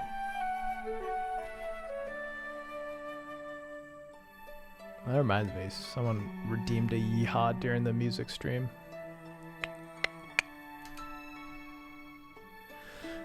Alright, chat. Clearly I'm fading out of shit to talk about, so I think it's a good spot to end stream. I will be back on Sunday with Hollow Knight Sunday. Probably the last Hollow Knight Sunday. We will see. And then Tuesday, I think I want to do that YouTube idea that I was going to try to do this past Tuesday but got busy for, where I give advice on how to become a YouTuber. So we'll see. Until then, we're going to raid the sweet, handsome lad, GC Positive, who's playing Hollow Knight. So if you're desperate for Hollow Knight content until Hollow Knight Sunday, you can watch a GZ play Hollow Knight right now. Thank you for streaming. Hey, thanks for hanging out. You know, appreciate you all. Appreciate everyone who said nice things about the video and just hung out and chilled. I like doing these just chatting ones where literally just chat. But yeah, peace, blessings, have a good one. Much appreciation for y'all. Bye.